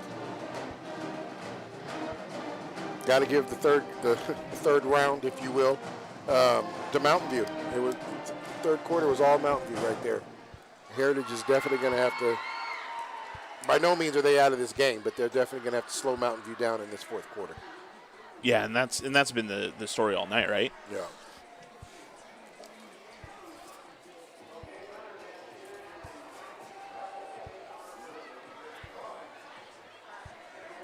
All right, so both teams on the field. Eager to start quarter 4. We have got a 28-20 ball game.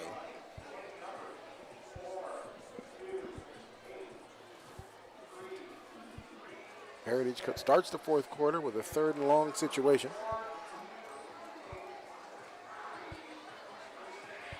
Last time they were in this situation, Osmond threw a touchdown pass. Certainly did. 78-yarder. So we'll see what happens this time.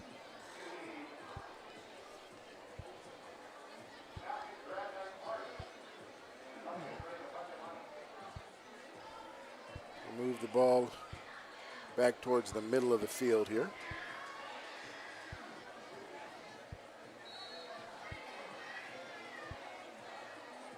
Two running backs now in the backfield.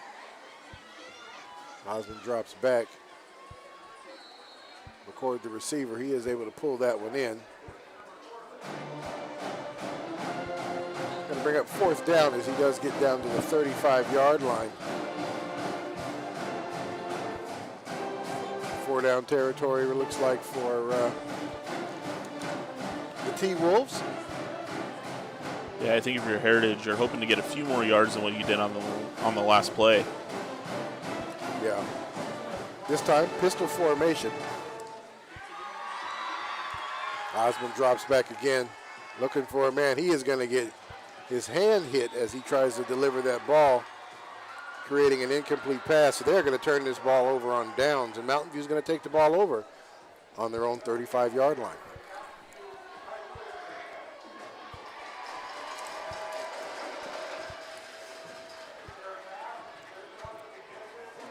Yeah, I think you certainly expect Mountain View to eat up as much clock as possible on this drive.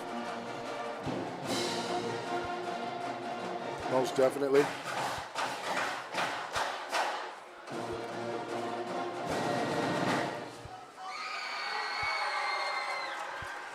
This time Heritage able to keep the running back in the backfield.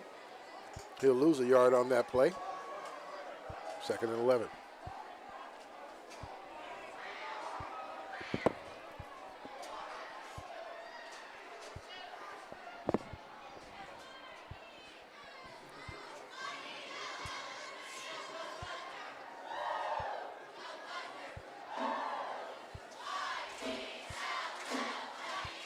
Handoff on an end around.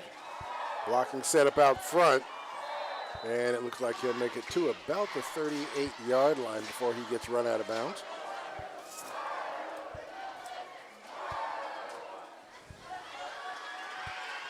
Walker Richardson, the ball carrier on that ball. This is EPS Sports. You're watching us on Comcast 328 and the Evergreen YouTube channel. So we welcome everybody. Rodney Lawrence, Ryan Vassbinder. This is the first game of a doubleheader tonight. Evergreen Plainsmen and Battleground Tigers in the second game of the evening.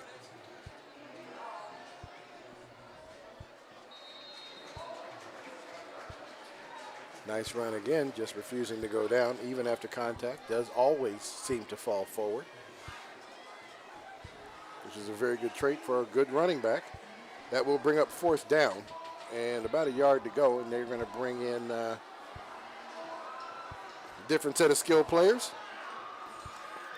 Cal McCauley and Hamblin, both in the game. And the quarterback is going to keep this one as he drives his way across the 45-yard line to get the first down.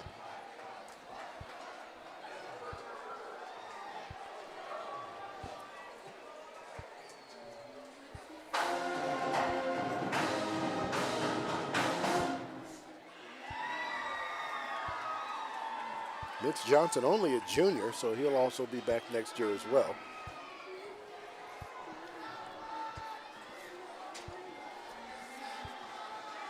Drops back. Little hand fighting right there, and there is going to be a penalty flag. We're going to see who that's ultimately going to go on. That could go on either one of them. It really could.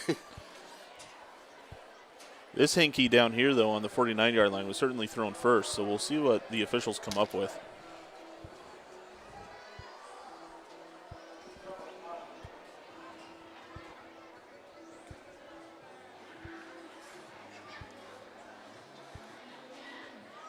So offsetting, so we're just going to replay that down.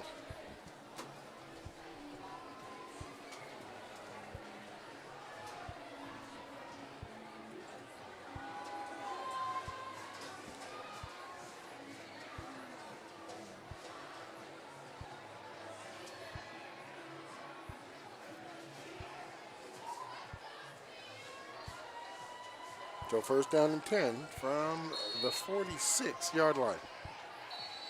And we got another flag. Movement on Mountain View, so that will back the ball up in 5 yards. This might be a slow quarter, folks. It might. For the most part, the game has been playing fairly clean. There hasn't been a whole lot of flags and penalties that have gone on.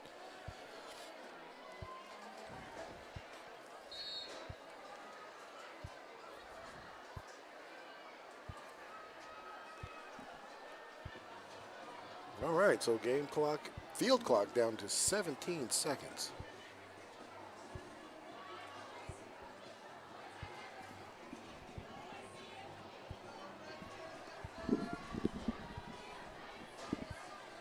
And they're going to take the snap. Quarterback's looking, has a man wide open. That's going to be Thompson. Thompson brings that one in and just runs away from his defender for the touchdown. Great job there by J.J. Thompson as he gets in behind the safety. Mitch Johnson does a great job of putting that right on him as he creates the separation at the last minute and runs right under that for the catch. Yeah, he ran a great route, and James Bailey just wasn't able to catch him. No, he sure wasn't. Sure was not.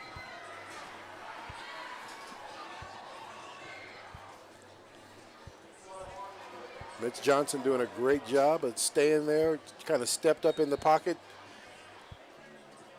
and still was able to deliver that throw. And we got a kick, and we got a good kick.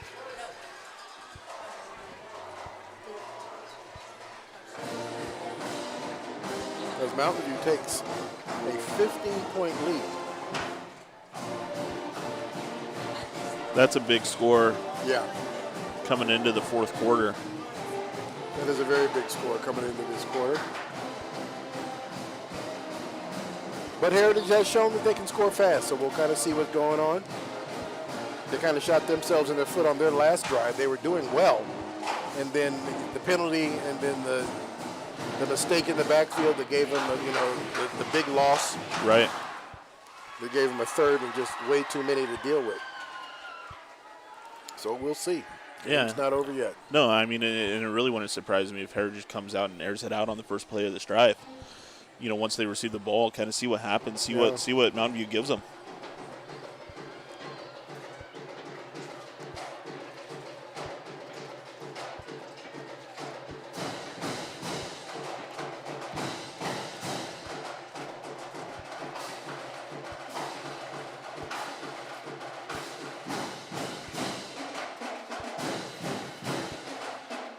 Golds and McCord, the two deep men.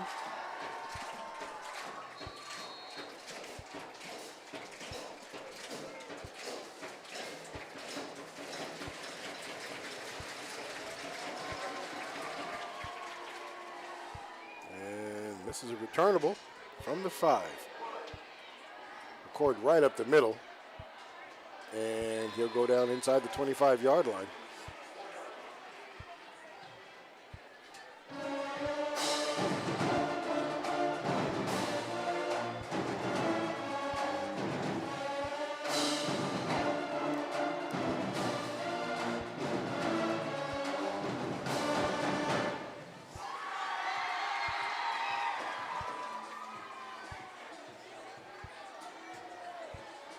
All right, 9:17 left to play. Heritage down by 15. It's definitely a big series for the T-Wolves. They break huddles, slot receivers here at the bottom of your screen, pistol formation. Quick pass out to the outside. Great job there by Aiden Miller as he makes the catch and gets enough for the first down. He did a great job there to keep his feet moving, gain the extra 5 yards to get that first down. Yeah, Osmond does a great job as he picks that ball up off the carpet. And still, that's a timing type thing that you get out there quick so the defenders can't get there. And that just shows you how strong his arm was because he picked that up off the floor and was still able to put that dart on him. So great job there by the quarterback.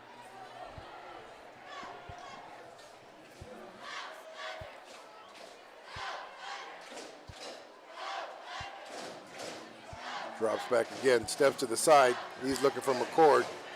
McCord is not going to be able to get under this one this time.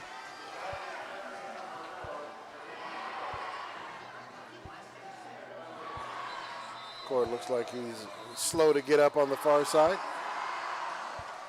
Collision there at the end of the route. It looks like everybody's going to be okay. McCord will take this play.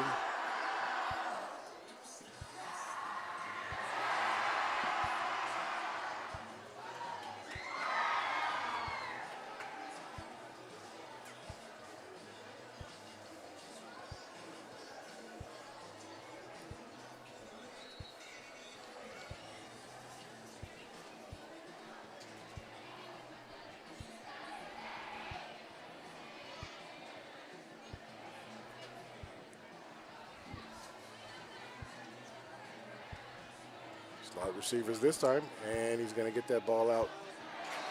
Great open field tackle there. Great tackle by Kyle Chen. James Bailey coming into the slot makes the catch. I'm going to lose a yard on that one.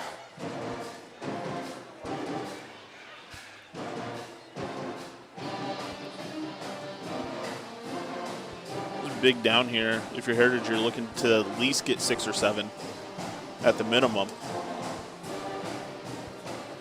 3rd and 11.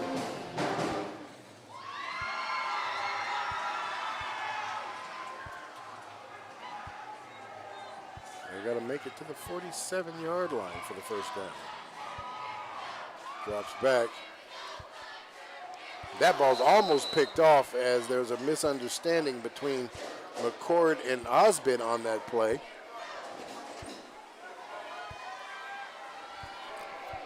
Osmond hadn't broke his route off yet before the ball was already let go. He broke to the outside and the ball was on the inside, so a little communication breakdown on that play. That will bring up 4th down. Down by 15. They're going to go ahead and go for this.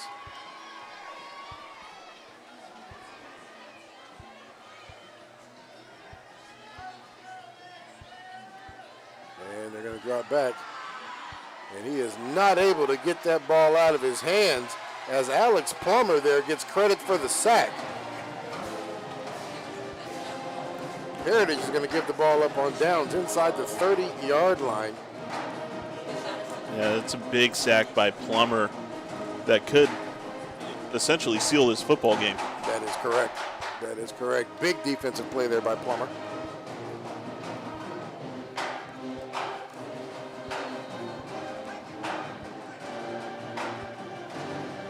Johnson drops back. He's got a man across the middle. That's going to be Hayden.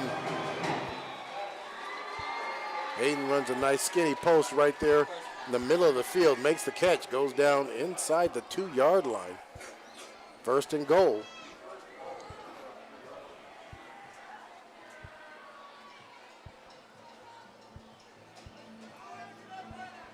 Great job there by the quarterback. Mitch Johnson threads the needle. Gets that ball in between the receiver, the defenders. They get it right to Hayden. He's going to lower his shoulders. He's going to get this one on his own. Quarterback on the scoreboard as Mountain View pushes the lead even further, 41-20. 7:01 left to play in the game.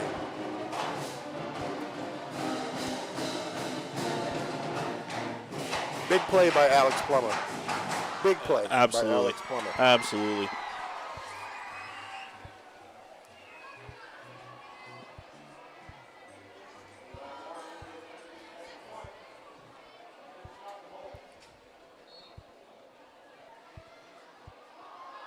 Mitch with the hold. Warner with the kick. Yeah, I mean, like you and I were talking about at halftime, Rodney, you know, by the end of the first half, the Mountain View line really hadn't shown up yet. We hadn't seen a whole lot, and that's definitely a different story in the second half. Yes. They've gotten a couple sacks, a couple big knockdowns, and they've really showed up to play. Yeah, they sure have. They sure have. Second half, they made the adjustments. We talked about it at halftime on what Mountain View was going to have to do to get back in the game. And they adjusted from the mistakes that they made in the first half and stayed focused, buckled down, and are moving the ball. Yeah.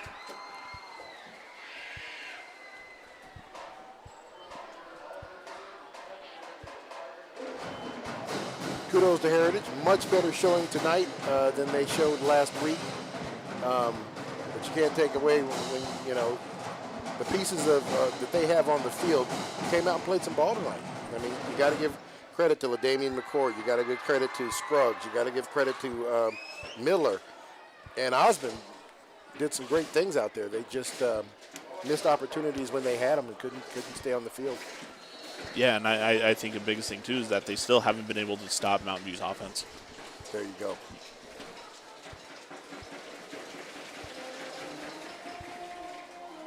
Long driving kick. We get picked up at the 1.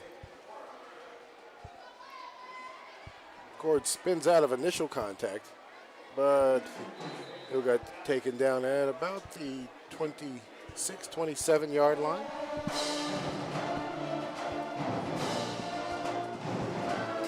Good shot of the kicker there, Owen Purvis.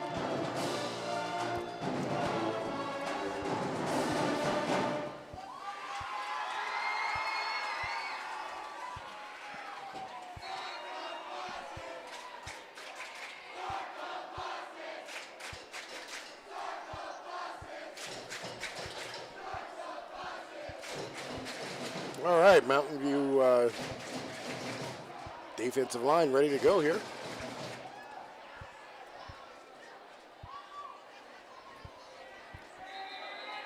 Plummer there once again on the big tackle.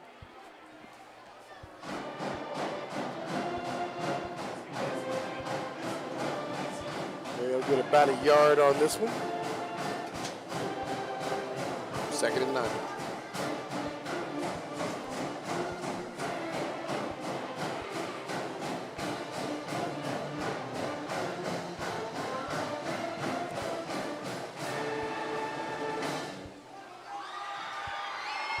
Pistol formation, 2 receivers set on the far side.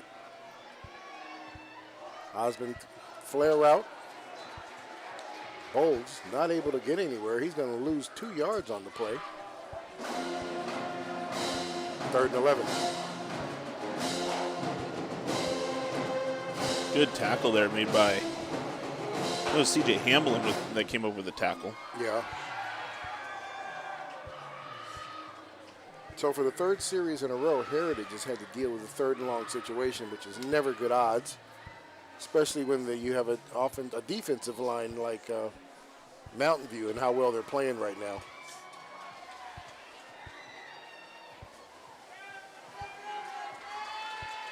Plummer there right in the middle of the defense. Time they're able to get that ball out. 2 receivers in the area, not able to get either one of them. Closest to it being Bailey.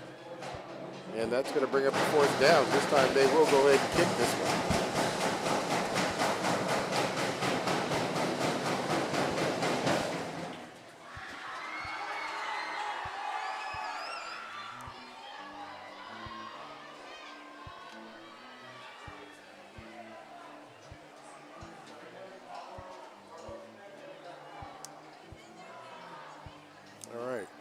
Down a man. Looks like they are ready to go now. Barbosa Sanchez, the kicker. And he is able to get this one off. It's going to be end over end. Fair caught.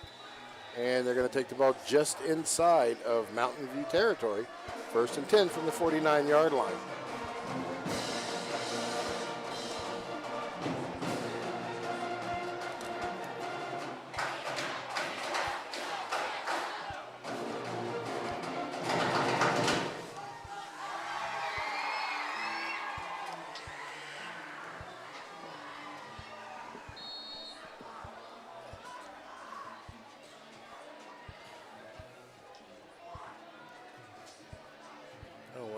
That song in a long time.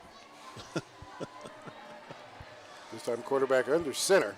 Hands the ball off to the 2nd running back coming through. It's going to be Hamblin. Hamblin just refusing to go down. Breaks into the open space. Cuts that one back inside. Hamblin for the touchdown on a 49-yard touchdown run by Hamlin. Mountain View just getting further and further away from Heritage. 48 now is the score to 20. Yeah, Hamlin giving his own swim move to get away from that defender. Yeah, he sure did. And that was Scruggs that he did the swim move on, who's normally, if Scruggs makes contact with you, you're going down. That's been his MO this whole game. So it's odd to see a swim move get him like that. Right. All right, that's going to put 49 points on the scoreboard now.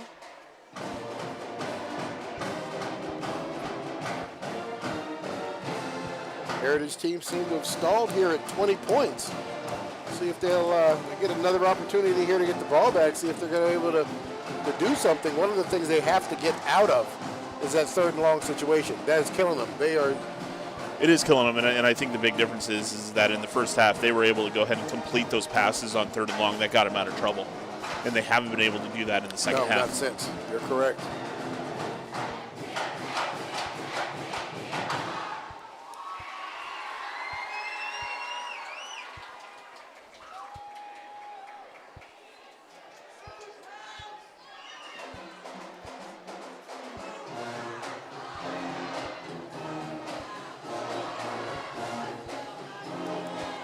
I'm going to remind everybody that we do have a 2nd game tonight.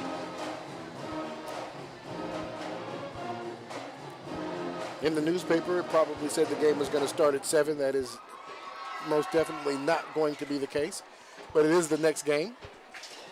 Generally, they'll give 20 minutes between each game, give the other teams an opportunity to warm up and run through all their rituals, pre-game rituals. Yeah. But it will be Evergreen and Battleground going against each other in the 2nd game tonight. Yeah, 2 teams we haven't seen yet this season. Nice run there by McCord as he gets back to, it looks like about the 40-yard line before he is out of bounds. It looks like that was spotted on the 39. So 1st down and 10 from the 39.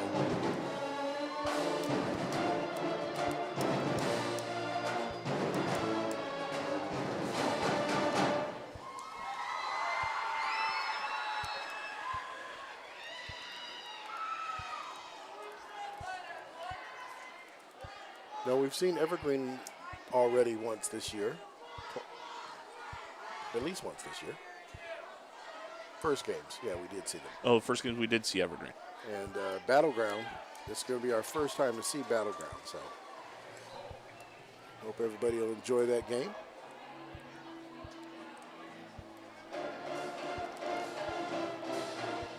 Bold gets down to the 41-yard line, 2nd and 8.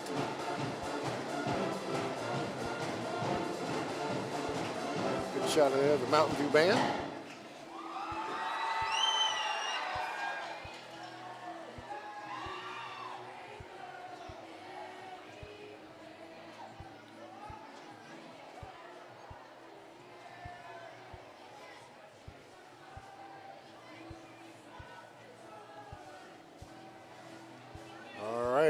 Kind of a Statue of Liberty play here for the running back.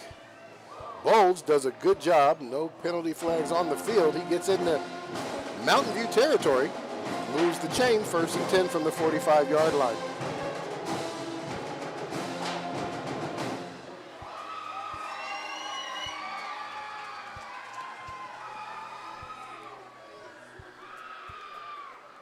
Semi-trick play there by the T-Wolves.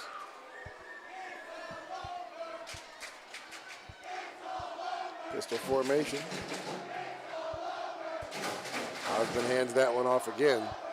This time Bowles is going to get caught right there at the line of scrimmage. Falling forward in momentum will get him down to the 42.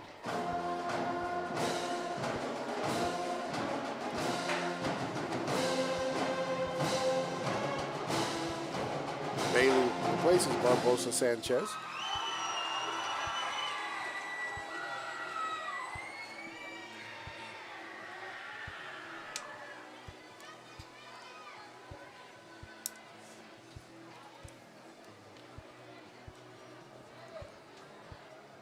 Slot receivers off the ball. Got a tight end on the field. Osmond drops back, looks downfield, has a man opening right in the middle, and that ball's going to get picked off. That is going to be Jacob Martin there, who drops back into the coverage, picks that. The intended receiver on that one, Jack Warren, who had found himself some space right down there, down the middle of the field. Little more air under that one, and that would have been there for him. There was a penalty flag against the T-Wolves as well. Obviously, that's going to be declined, and the interception will stand as Mountain View takes the ball back over on the 40-yard line. Yeah, that was a rare pass that we've seen underthrown by Osmond tonight. No, you're right.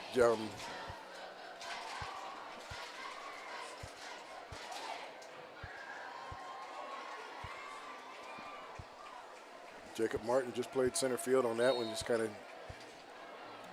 backpedaled and stepped into that one as he saw it coming down. Caught it at his highest point.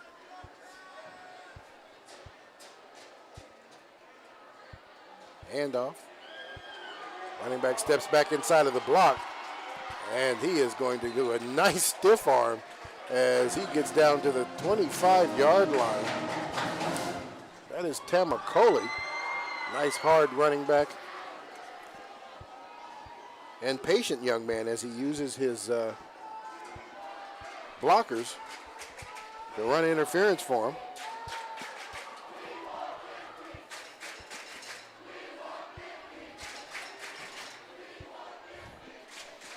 Mountain View crowd asking for another touchdown. Yes, they are. High school kids are relentless. Yes, they are. Yes, they are.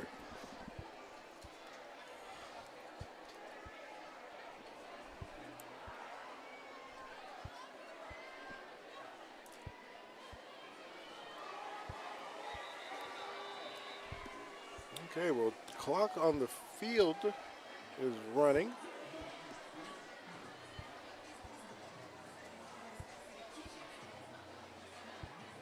All right, well, there was another penalty flag. It backs up 5.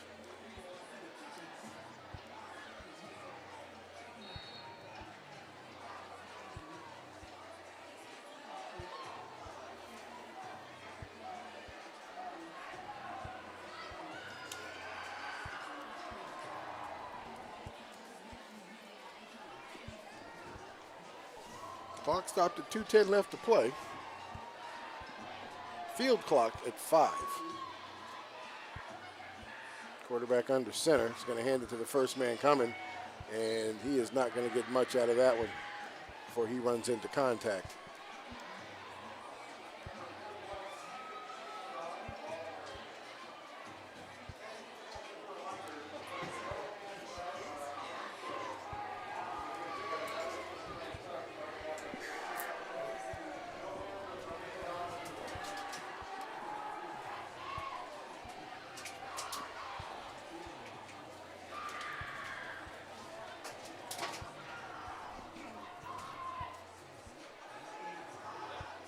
Mountain View satisfied with running as much clock as they can in between each play. Nice little run by the big running back. They've got a new guy in here. That's going to be Dallas Hobbs. Dallas Hobbs, only a freshman, listed at 5'11", 175. So, good sized kid for a freshman. Yes, it is. Almost guarantee he'll get bigger than that.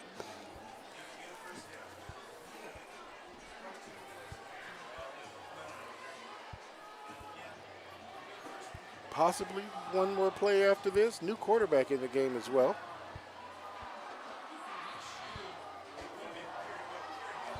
And we got a penalty flag now.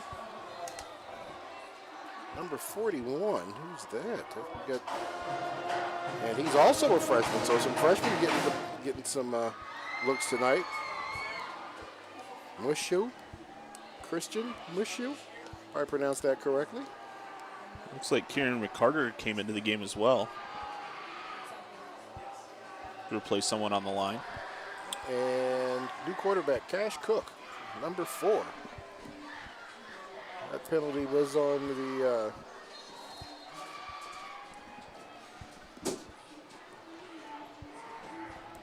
all right, Cook under center this time.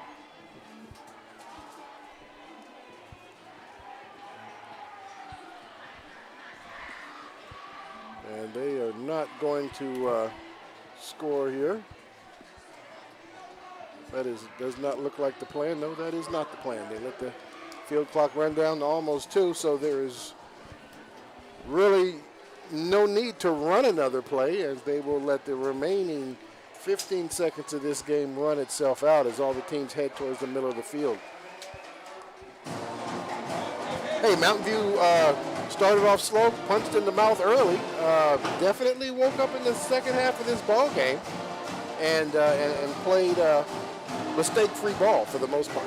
Yeah, they really did. And, you know, I mean, I do give Heritage credit. They played a much better game than what we saw last week. Yes. They got some of their starters back, and I was impressed with what they did on offense during that first half.